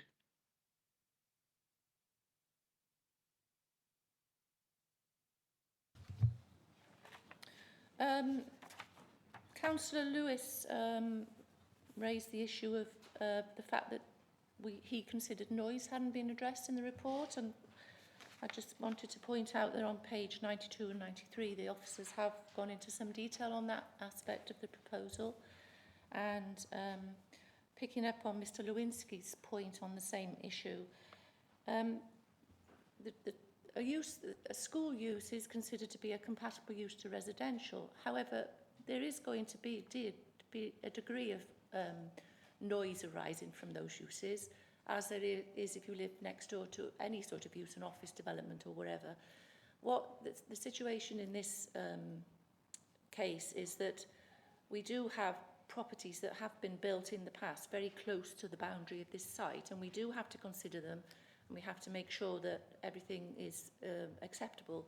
So what we've suggested is that, I mean, the applicant did do a noise assessment that they submitted with the application, but it's still not entirely clear of whether there could be mitigation measures provided for certainly the occupiers of the Belvedere. So we're suggesting a condition whereby the applicant would, in consultation with the occupiers of the Belvedere, look towards providing additional screening and landscaping along the southern boundary of the site to a degree where there's no loss of privacy or overlooking, and the noise impact would be to a level which, yes, there is a slightly higher decibel level from pitches, from the use of this pitch on the neighbouring properties here, because they're very close, but that can be mitigated by additional screening. So it's something whereby, yes, it's a material consideration. We consider that can be mitigated to the best effect by looking at conditions in isolation with the applicant and the owners of the property, because obviously we wouldn't want to suggest a great big screen if those residents don't particularly want one, and it's a case of a balanced view. However, regardless of that, having a school next to residential development is not necessarily unacceptable, and the degree of harm is considered appropriate if you limit it to within school time uses. I didn't understand Mr. Lewinsky's point about the use after school hours, because there are conditions that restrict the use of the playing pitches. There is one condition they might be getting confused with, which says the use of the school buildings after school hours is appropriate, because obviously the buildings might need to be used for parents' evenings or other uses coming in from the community. It's the school pitches where we've considered that the noise impact will be the greatest. However, if there is a paragraph, there is worrying Mr. Lewinsky. I know that wasn't my intention when I wrote the report. It was literally the playing pitches. There would be conditions limiting their use to hours, and if you do that, knowing that children are not out to play all day, and they do go home fairly early, and you don't have a community use in the evening, there's no floodlights, that in planning grounds is an acceptable impact, obviously with the condition to look at the boundary screening as well. I think so. I'm just going back to the catchment. It is tricky. We are looking at things in the future, but I'm guided by the Education Authority's decision on this. I don't think, as a planning officer, I would wish to challenge them in terms of whether an extra tenth of a mile or whatever is inappropriate when you look into the future. I don't disagree it's a material consideration, but I do believe that this site is an appropriate site for the school that can provide alternative accommodation for Reigate Priory School. And sorry, one of the other points that was made was the fact that the existing school could have a building built on the same site as the existing 50s blocks. Well, if you look at the update package sheet, the package we sent out prior to that, there's a note in there of a meeting that the Department of Education had with Reigate and Banstead, where they were looking at replacing the 50s block with a 3-storey building, and the officers of Reigate and Banstead said no, a 3-storey building wouldn't be able to be accommodated on that site next to a Grade 1 listed building. And maybe a 2-storey building could, but clearly a 2-storey building wouldn't meet the requirements of the Education Authority. So, and that's just a high-level comment. I can imagine that becoming a more detailed comment down the line in terms of design, impact, parking, everything. And I'm not convinced that the existing site offers any opportunity to provide a new school to the standards that are required by the Education Authority. And certainly that note, where it has been discussed, demonstrates that to me. I think that's all. Right, that's right. Victor, you want to come up? Thank you, Tim. Just coming back on the noise assessment, you said that the applicant's done a noise assessment. Do we know what sort of figures they came out with, or do we know any conclusions from that at all? In my report on page 92, it summarises, we've considered it a pre-app and during the assessment of the application. I think we haven't had readings taken from inside the site of the Belvederes. I accept that. See, that because it's a material consideration, I think it's a major failing failing we put a not to do condition that. on, yes. I know, but we really should have those figures before we make a decision, because it's pointless after closing the stable door after the horse has bolted.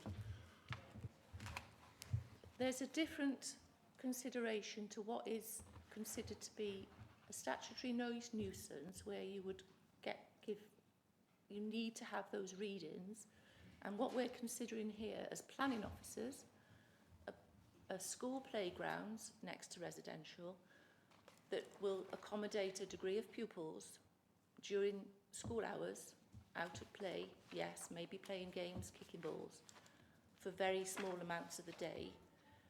In my view, that is not a significant noise issue.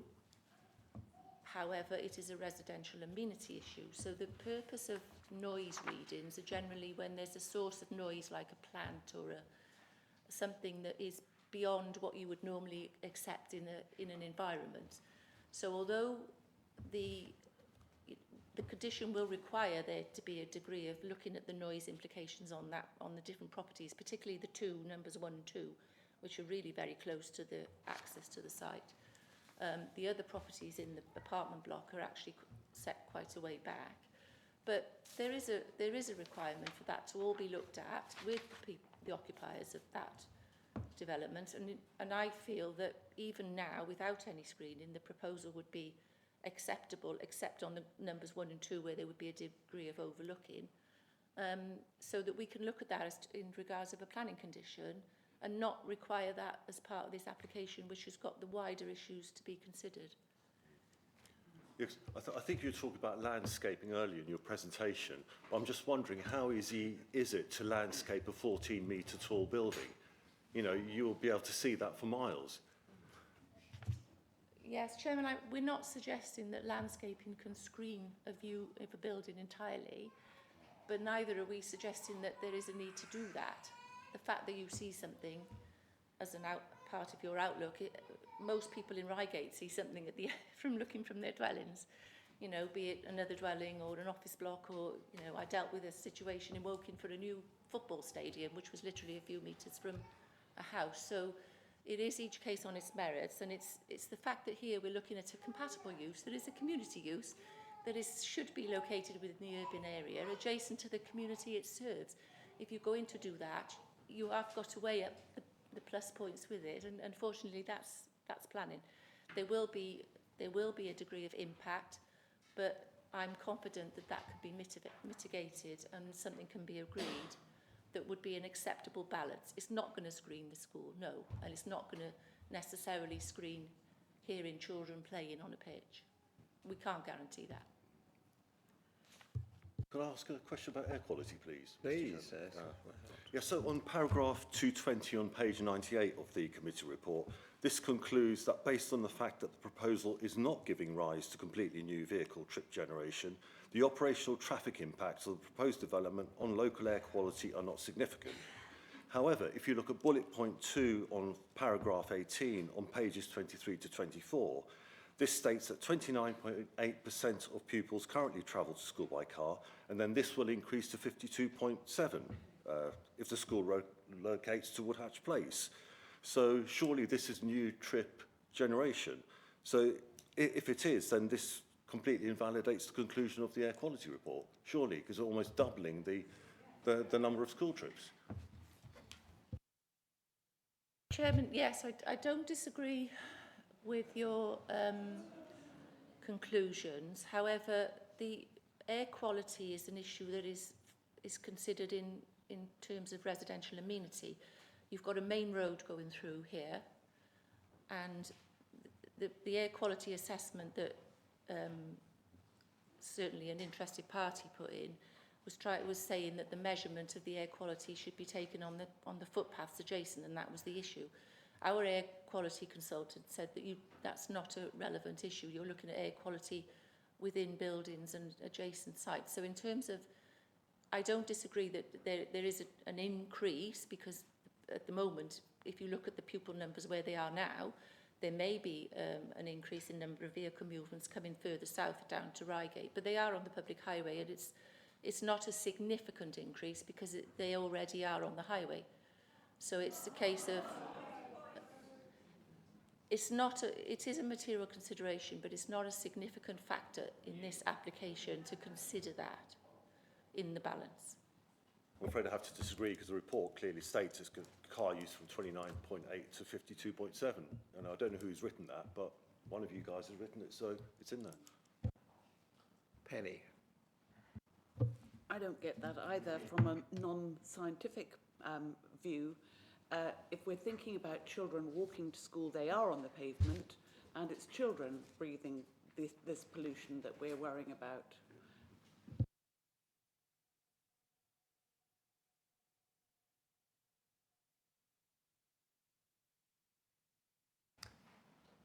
Harry.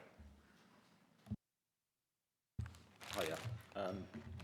Yeah, thank you everyone for speaking today. I've got a few concerns actually. When Surrey County Council is trying to reduce deaths on roads around our area, this to me this transport assessment is so flawed that this is the total opposite of what we're aiming for. It's putting more kids at risk. It's unacceptable. It's unacceptable. Regarding the new building, it's not all about a glossy new building. A building needs a bit of soul. It's not about the new greenery. My daughter goes to a 200-year-old school at the moment in Ashford. It doesn't. It's got something about it. It's not all about the green side of things. Has a cost assessment been done to make this current school more welcoming for disabled children and making it more green? I'm sure it'd be a lot less than building a whole new school. And my last point is, I'm a parent of a primary school child and a secondary. The stress you have to go through to get both kids on time. If this went through and I was one of these parents, I don't think I'd make it to Tuesday, honestly speaking. It's not realistic. I'm really sorry. There's a lot of things that are flawed here, and no, not impressed.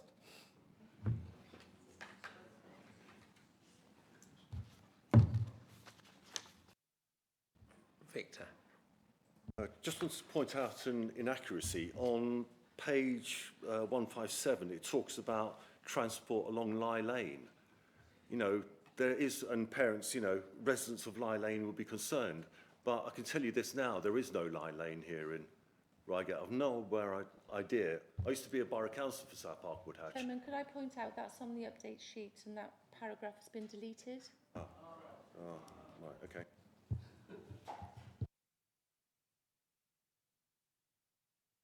Catherine. So during the site visit, one of the concerns that was raised was around the entrance to the site that's proposed, and the fact that it's obviously a very steep right turn going down a fairly steep hill, and the fact that there's an automatic number plate recognition system proposed at the entrance where the barrier would only lift if the number plate was one on a list. And the question that was raised at the site meeting was, what happens if it doesn't raise? And what happens if that particular car can't go down there because it's not on the list? So then the traffic starts to build up. There's no way of escape because they're up against the barrier. There's no roundabout. There's no way they can get out. Has that issue been addressed by officers since the issue was raised at the site meeting? Chairman, I think Tricia Gurney has looked at that aspect. Yes, I did talk to her about it after the site visit. Well, I'm hoping the Hello, screen will yeah. appear behind you. That's good, it's working. Right. Hello. Yeah, I think it will be something that the school will have to monitor and manage. And I would hope that they would have someone at the barrier at school dropping off and picking up time to ensure that the barrier isn't sort of held down for long periods of time and causing an issue onto the road. That is one of the problems with having a drop-off area, is that you do get backups onto the road, which is why it's very limited. Unfortunately, that's how parents, would rather come into the school and drop off and pick up from, an area within the school. But that's why our school safety team don't like drop-off areas, and they actually didn't want any dropping off area in to the front of the school, and that's why it's been limited only to those with particular needs that are on a list which will be managed by the school. Catherine. With the best will in the world, Tricia, that doesn't answer the question at all. If the car is up against the barrier and the barrier hasn't opened and there's another car behind it, it still has nowhere to go. So I feel that that is just not addressed at all. Thank you, Chair. I think I would agree with you. It is not the most sensible idea, is it? Right, David. Well, on that, I mean, the solutions are not that difficult, I have to say. You could have a central control in the school office, which could just say, well, raise it anyway, just to get that person out of the way, and then have words, the head would then have words with the parent concerned and say, look, you just can't do this. So I think that could be resolved. You know, I've come into this at quite a late stage as a substitute. So first of all, I have some, do I have some external influences? Well, yes, I did live opposite a school in a different authority, far away. And what happened there was that the noise occurred on the playground and the sports ground, the sports pitches.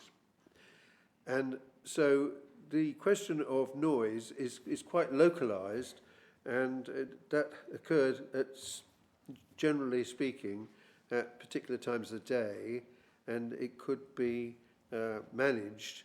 And I wouldn't worry so much about our ability to protect the Belvedere building by doing things on the Belvedere building estate itself, but rather by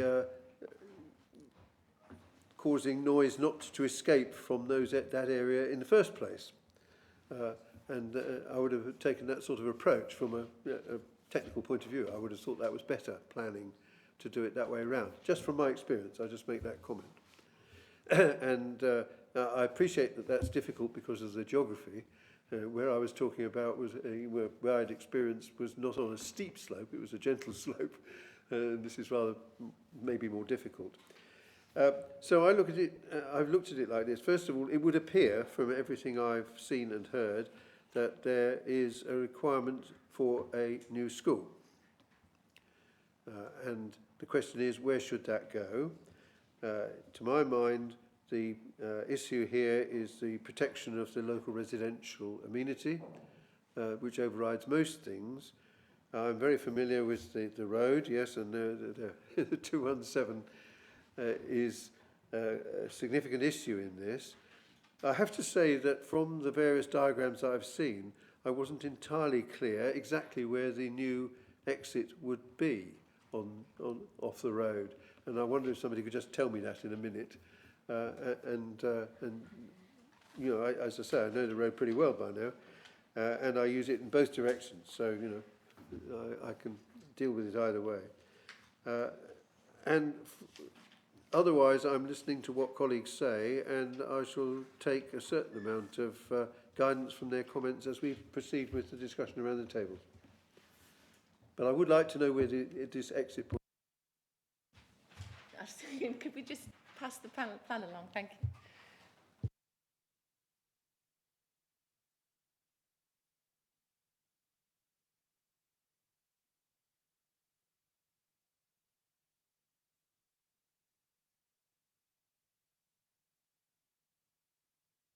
Back in here.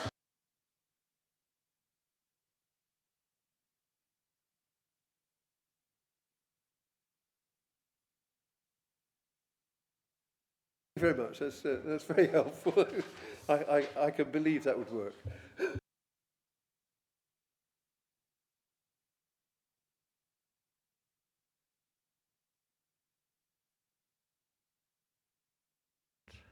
Right. Any other contributions at this point? Right. We have now been going for 2 hours. I am going to suggest we have a 10-minute break to allow everybody to think harder about one or two things, and we will be back at 20 to 1. It allows a bit of reflection and time to fix some things. Thank you. We'll go to a vote. I do know Reigate reasonably well. Many of my relatives live here, and I've worked here. I also used to work in Bell Street. So I have trekked up and down the hillsides to here and back for varied reasons for a long while. And I've also trekked up and down the hillside to this building. And the Deputy Chief Executive knows my feelings about access in this building. Yes, I don't drive, so I have walked the pavements of Cockshott Hill on a number of occasions. So I am very aware of some of the issues and some of the thoughts. There is no ideal site. And we have before us the comments of the head teacher, the educationalists, and their advisors that we need a new school.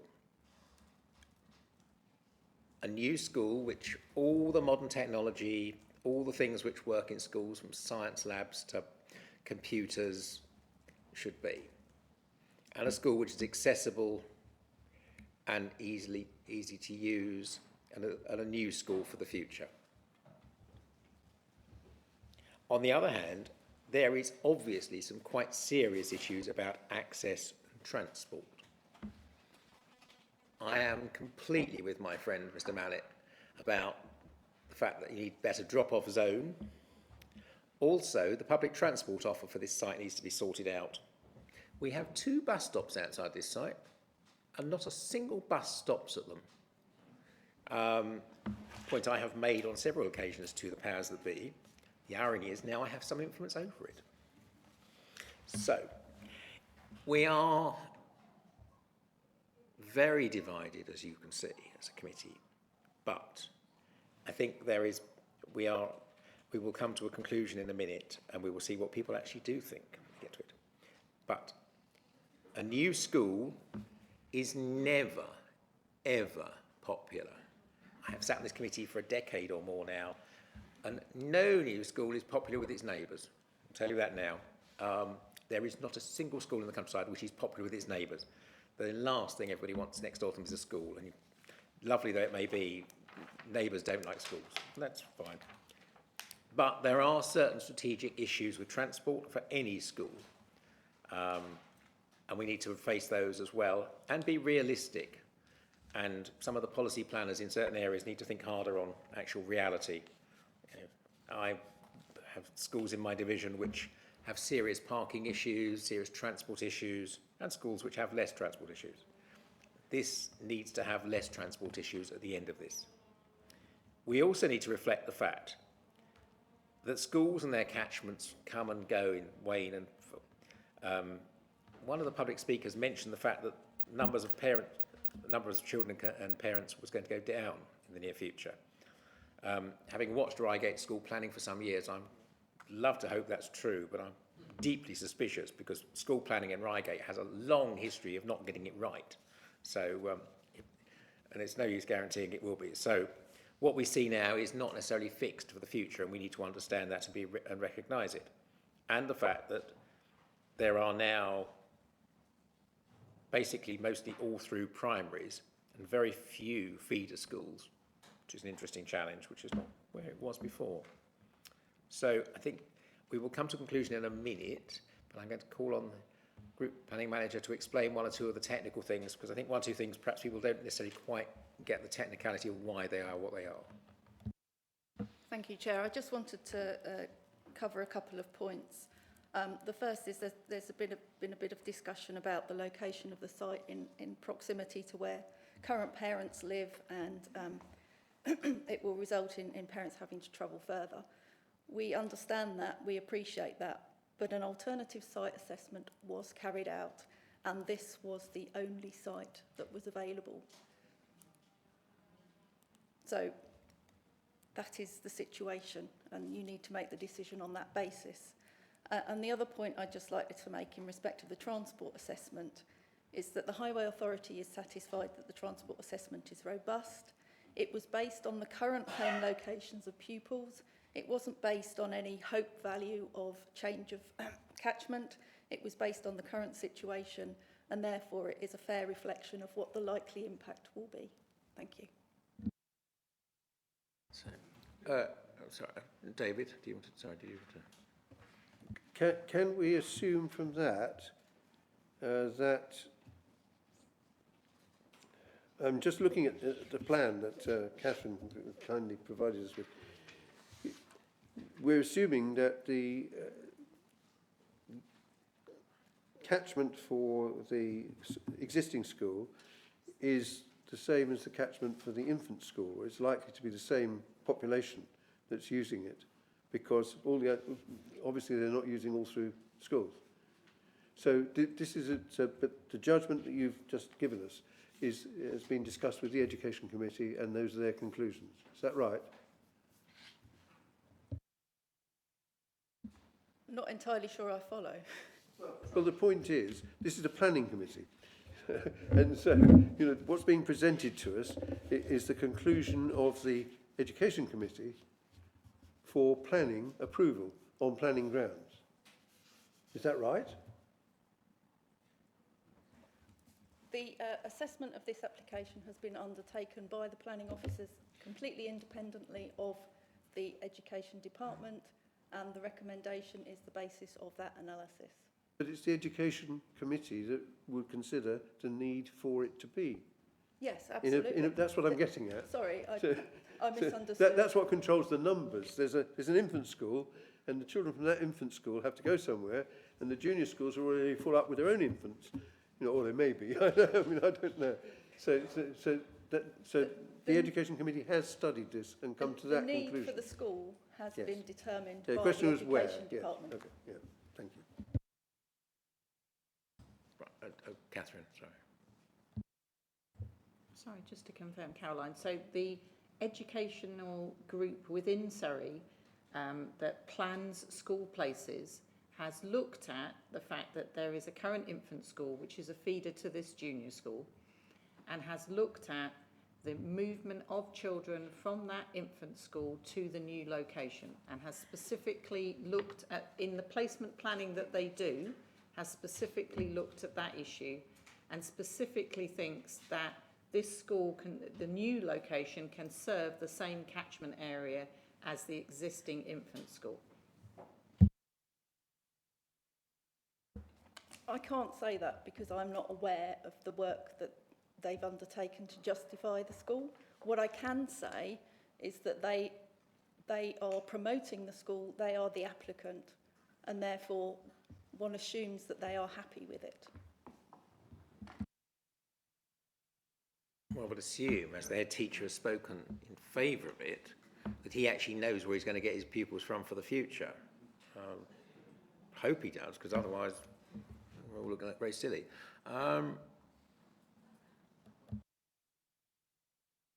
Ernest has made a very sensible suggestion about improving the drop-off area, which I think makes a lot of sense compared to the figures in the report. I equally think that the public transport aspect needs to be sorted out as well, because obviously it's quite dark having 2 bus stops outside here and no buses. And I was going to suggest that goes down as an informative, I think. Is informative, is that right? Probably. Can't condition it as such, but it's informative that they fix that, because that's just daft. The buses at the moment go down Sandy Lane and to somewhere which is definitely not suitable. So we would like to amend the conditions and the informatives with that, actually improve the drop-off and actually make it a better drop-off point, isn't it? You have better wording probably, I'm sure, than I'm managing. Thank you. Yes, I would just like to speak to this as a formal amendment, actually. I mean, I hear what the Highways representative says, but that is not really a particular view. It is a policy of Surrey County Council, and I've had to fight that on this committee a number of times, and I see the bad effects of it not be whatever I've been asking for not having been accepted, and I see the effects afterwards when a new school gets into position and finds what the effects really are, how they regret the kind of advice that they are, or policy that they get from the Highways on this. But anyway, coming to this particular issue, first of all, I'm bound to say that 3 of the objector speakers were concerned with this, the local members concerned with this, and several members who have spoken against the application altogether have mentioned exactly this same problem. And the situation is we have a big advantage in terms of the highway or the traffic planning for this school, in the sense that what is planned, and we saw it on the site visit, is a very substantial service road inside the site.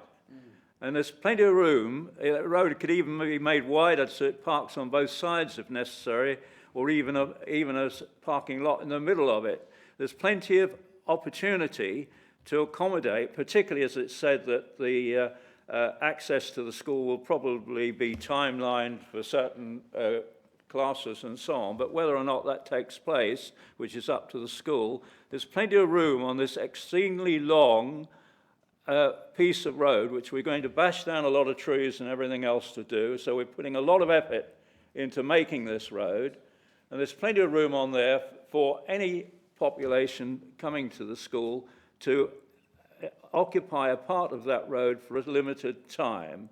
And really, I know the education department don't like it. I know the highways people don't like it, because what they actually prefer is congestion on the road outside. And I put it bluntly, that is what happens. I see it in Molesey where I am.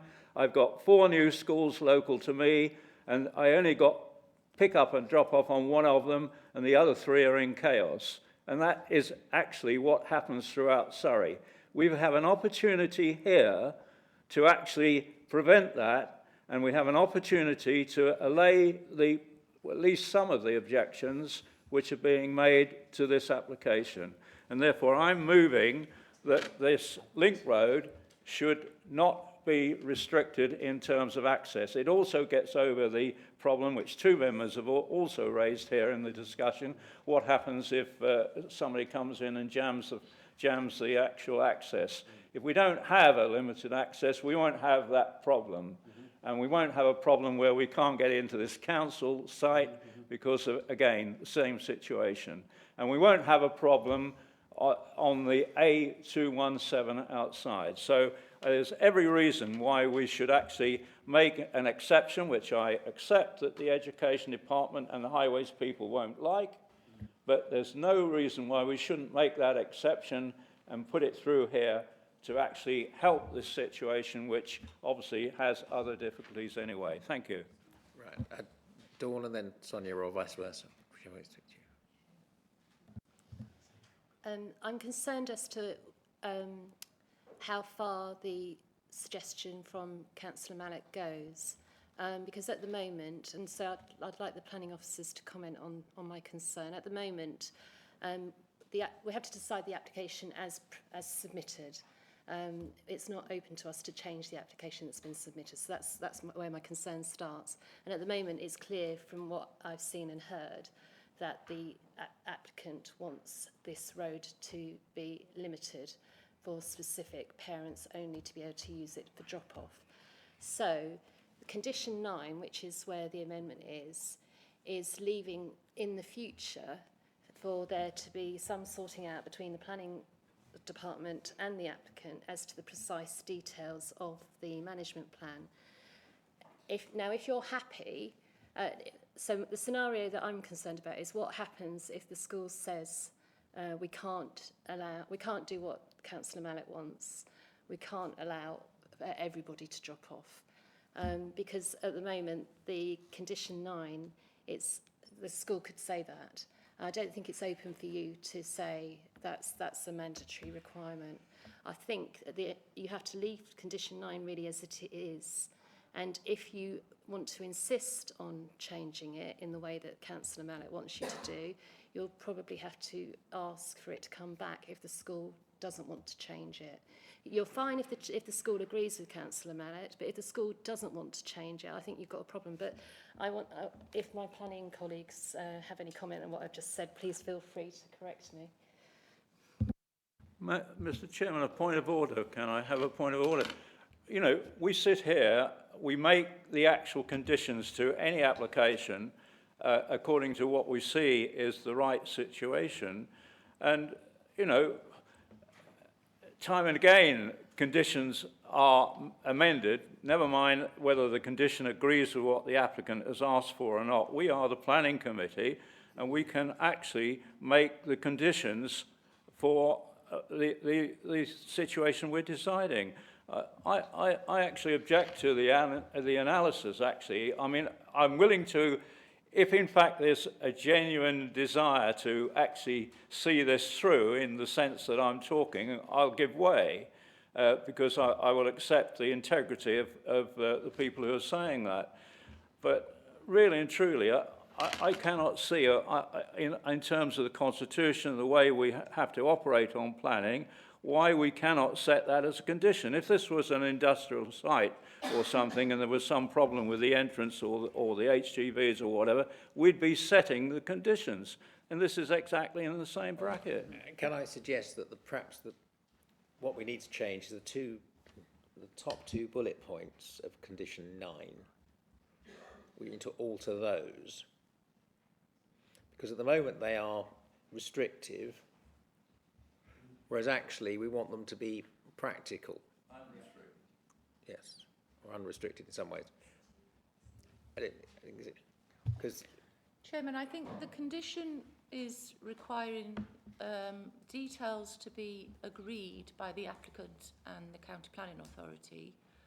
And I feel quite confident that if we were to go back to them with what the committee have said, when that comes in, it will be a considered response, because I feel a bit uneasy about saying the 26 drop-off spaces can be used to facilitate the whole of the population of the school at peak times. And I do think you might then have, queues of people coming out onto the highway. I'm also concerned with the fact that we appear to be disregarding this, the need to try and dissuade people from using their cars to come to school and to use other modes of transport like walking. And the more easy it is to drop off, it tends to then lead to people using their car when they might not have. It is a consideration. I'm not disputing what you're saying in terms of it being, we could look at the drop-off zone with the applicants, but I don't really see much wrong with condition 9. Because I feel like you still would have to have some on-site school management of the facility, and you can't just say open it and it's a free-for-all. Otherwise, you'll just have. Yes, I think any sensible school will have management of it. But we could convey. I mean, obviously the applicants are here. We could look at the implications of saying, opening it at peak times and what the implication is. But I feel it feels wrong to me to just lift it for all staff and people's coming in. That's not quite what we're saying. This says prior to occupation, permit a revised parking plan. We feel as members, and it's our decision, that what is being suggested originally is going to cause havoc for the neighbourhood, and also is obviously not very popular with parents and other things, but is more importantly going to cause absolute havoc. One of the sad advantages of being a politician in this county is you go and leaflet places and you go and canvass places. I have leafleted and canvassed Vogan Close and other such places in my history. There is not a lot of parking around here. It doesn't matter which way you say it. It's not going to change that. Having a proper sensible access point with proper sensible drop-off is very sensible, particularly as a large number of parents, whichever way they're going to do it, are going to be travelling towards this school by car at the moment or similar on motor vehicle. There is no alternative looking at this. And they probably also already travelled, many of them, looking at some of these, into Reigate. So I think you could drop bits, or you could revise the bullet points the 2 top bullet points could be revised, and we could then go forward from there. I would also like an informative about the bus transport and the public transport, that we ask our friends in the other directorates to actually consider as a priority providing proper bus transport to this site and the school site with it, because actually it is quite absurd that we have infrastructure and no buses. It's absolutely absurd. So I think I would like that as an informative. Is that going to be? Is that technically going to work before we get to the next stage? Sorry. Could I just say that in doing that, it should be pointed out that they will come by car, and if they're not allowed in, the drop-offs will occur on the 217, which is the worst possible result. Caroline, sorry. I don't want to be done over. I've been done over on other schools in this committee, and I don't want to be done over in this behind the scenes. I want it Well, I think on settled that now. basis, I think we dropped, I think the first 2 bullet points could be revised or dropped somewhere along the line. That needs to be perhaps the first one, actually. Actually, the first one, if you drop the first bullet point, the rest of it will just work together. And unusually, I will also put in this time that I would like to agree the conditions. At the end of the day, any revisions need to be cast, which is what we did for the Oxshore roundabout. And that's fine. I and the Vice Chairman will sort that out. He doesn't know it, poor soul, he's not here. So, Caroline, back to I you. was simply going to say, because there's obviously this is a Surrey County Council application and there is no right of appeal, so that obviously you will make your decision, but if the applicant is not happy with the condition as amended, that it then comes back to this committee. Okay, thank you. Back to who? This committee. I accept that if the applicant is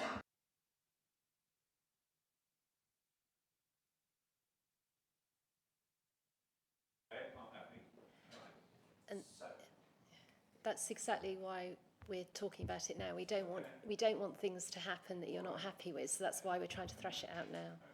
Can I just confirm we're just going to take off the first bullet point?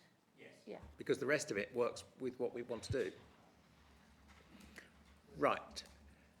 At this point, we have I suppose we ought to ask, is people in favour of that alteration those alterations before we go to a vote one way or the other and everything? Everybody, those in favour of that, please show. And those against that? Right, so that's 5, 4 and 5 abstentions, I think. I think that's right. Right, which moves us neatly to the revised and amended decision. So, I am going to move the recommendation as I traditionally do in these situations.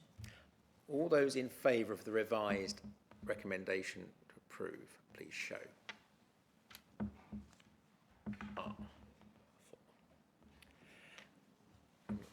totally surprised at some of that. All those against, please show. Right. So, I will now read you out, prepared in advance for all these things. As this is a county council application, in regard to Regulation 3 of the General Regulations in application by the local plan, which is determined by the local plan, there is no right of appeal. So I'm not quite sure where we go next. Does this go back to the plan? It does go back to them, doesn't it? This isn't quite come out right. As you've decided that you would like to refuse, it isn't actually a refusal because it's a Regulation 3 application. So what happens next is that the application has to be referred back to the applicant with the grounds for refusal, which would apply should you be determining it. So you will need to vote, to have an extra vote, because you haven't voted to refuse. I suggest you have an extra vote and just, with somebody proposing that it be refused in principle. Assuming that goes the way that your vote has just happened, the matter is then referred back to the applicant for discussions to take place between the applicant and the planning authority. Chairman, we will need the grounds for the refusal. Oh, yes, that's going to be grounds for refusal.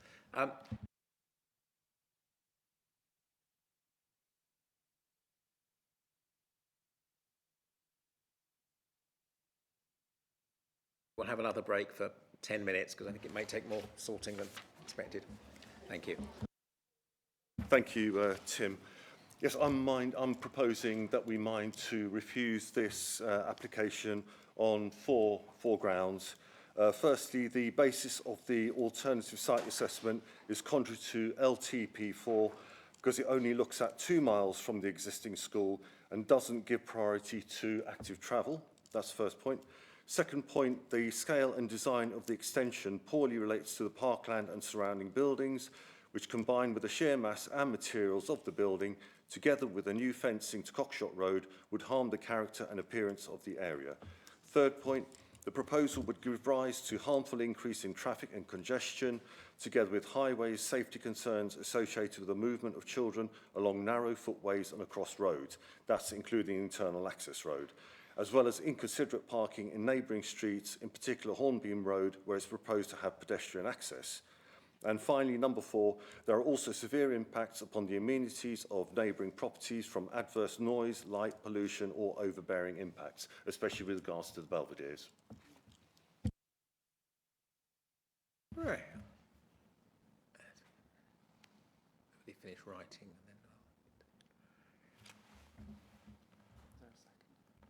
then is there a second? I suppose. Yes. Well, thank you, Kat. Officers like to comment, just to check we're technically in the right place. Chairman, the only one I have difficulty with is number 1 on the alternative site assessment. And how it only looks within 2 miles. I don't quite understand. So it was contradictory, that you would, I'm not sure that how it came out was quite what you meant. I may be wrong. So I think the issue is if we had I think the concern is if we had started to look at the area that the school served and we had looked within a 2-mile radius of the area with which the school served, that would be one thing. But by taking the location of the school and using a 2-mile radius, it actually overlaps with other existing schools and leaves an area of the town with no school. And that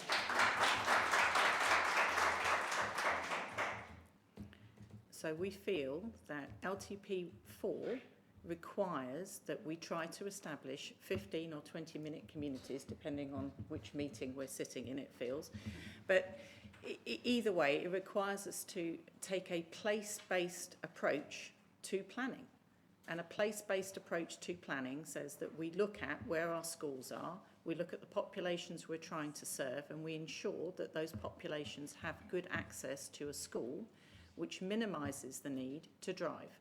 So increasing active travel and leaving the car at home. So we feel that the site assessment criteria that was selected is contrary to LTP4. Mr. Chairman, can I have a point of order?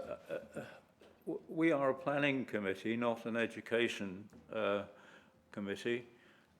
I think the item concerning the distance that pupils might or might not have to travel is actually not a planning issue, it's an education issue. That's your view. I don't think that's quite what they're saying, but right. On that basis, we will put that motion to the vote. All those in favour of Victor's motion, please show. That's 5. All those against, please show. Oh, this is going to be fun, isn't it?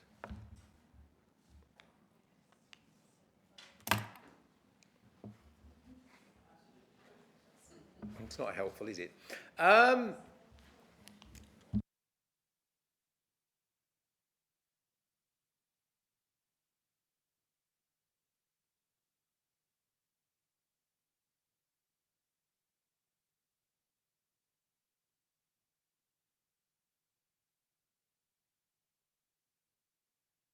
Chairman, I'm not sure how the vote went then or what the protocol is, but... I'm debating the protocol. I know what the vote Yeah, oh, right. I'm just wondering if there's any scope for going back to the applicant deferring the application? In a sense... Well, I think we could look at the issues of scale and design, we could look at the issues of traffic with the drop-off issue that... And we could look at the impact on neighbouring properties. Right. We will have another vote. Sorry, we will have a second. We will have another go at this because it's for reasons which will become obvious in a second. Right. All those in favour of Victor's motion, please show. Right. That's 5. All those against.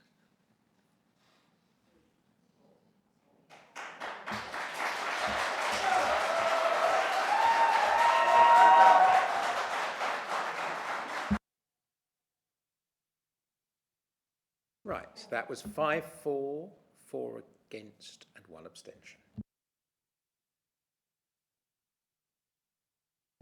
We now have that, so that's the conclusion of that item, I think.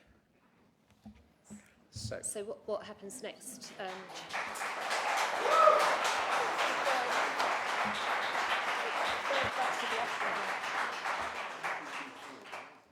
What happens next is it's referred back to the applicant, and then in due course the applicant can either request for it to be brought back to you for one final time, or potentially the applicant could withdraw, but I imagine that won't happen. Thank you. Thank you. Thank everybody very much for that very interesting discussion. We are now moving on to item 8, which is the Commons Act, and we will allow everybody sort of 2 or 3 minutes to actually leave.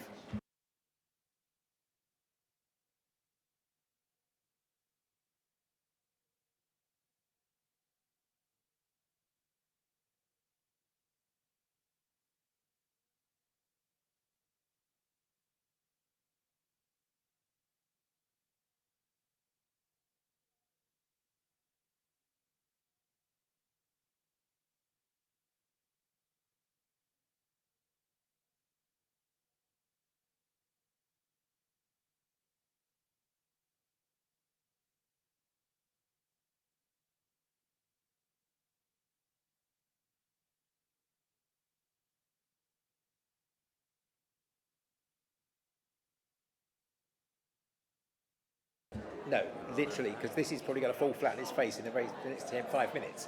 But we have to do it. Right.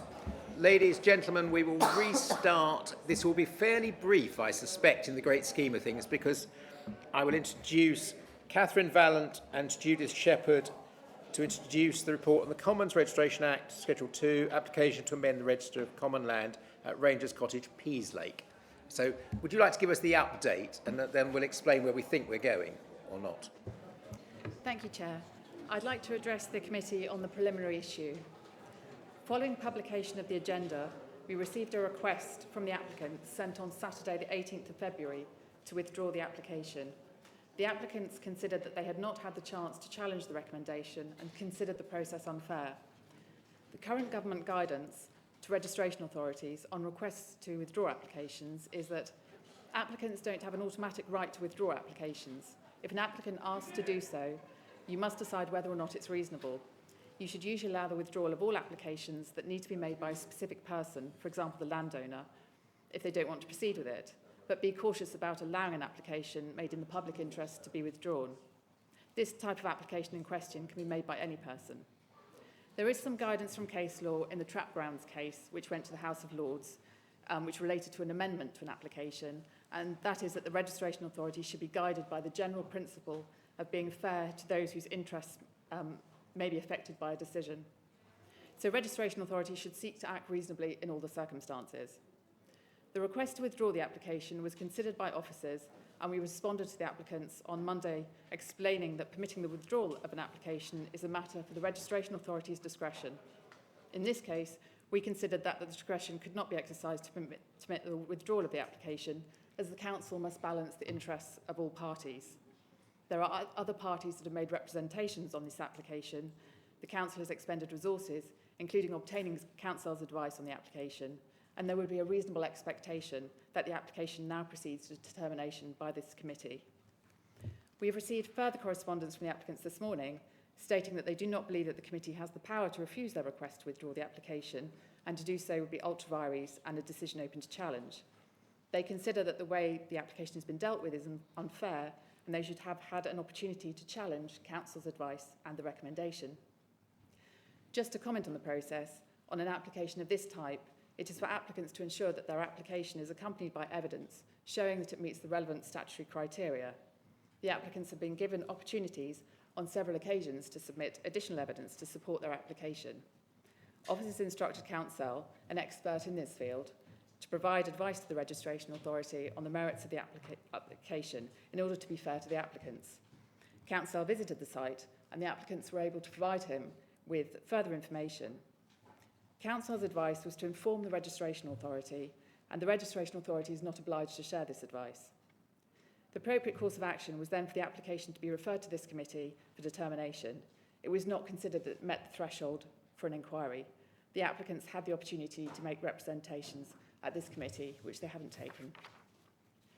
In the circumstances, we consider that the applicant's request to withdraw the application should now be put to this committee as a preliminary issue. In considering whether it is reasonable to permit the withdrawal of the application, the committee has to balance the interests of the applicant with those of the objectors. If the application is withdrawn, the applicants won't have a final determination on the matter, and in the light of the recommendation, it would allow them to further consider the evidence required. But then neither will the objectors have a final determination. However, it should be noted that if the application is withdrawn, the land will, of course, retain its status as common land. Whether or not the application is withdrawn, the applicants will have an opportunity to submit another application. So the committee is please asked to consider and make a decision on whether it agrees to permit the applicant's request to withdraw the application. My view from the chair was that if it was a planning application, not a common space, that they would have the legal right immediately to do so. And as they have written very clearly, and we think they have not taken advice previously, that it would be good to allow them to withdraw the application and go from there. That is my view as the chair. I'm open to other people's views. I just think it would be, they have asked to withdraw it. If it was a planning application, we would accept that. I think and it doesn't change the status of the land. So on that basis, we should agree to that. Anybody else have different views? Right. Can I put that to the vote? Allow them to. Those in favour? Right. That's unanimous.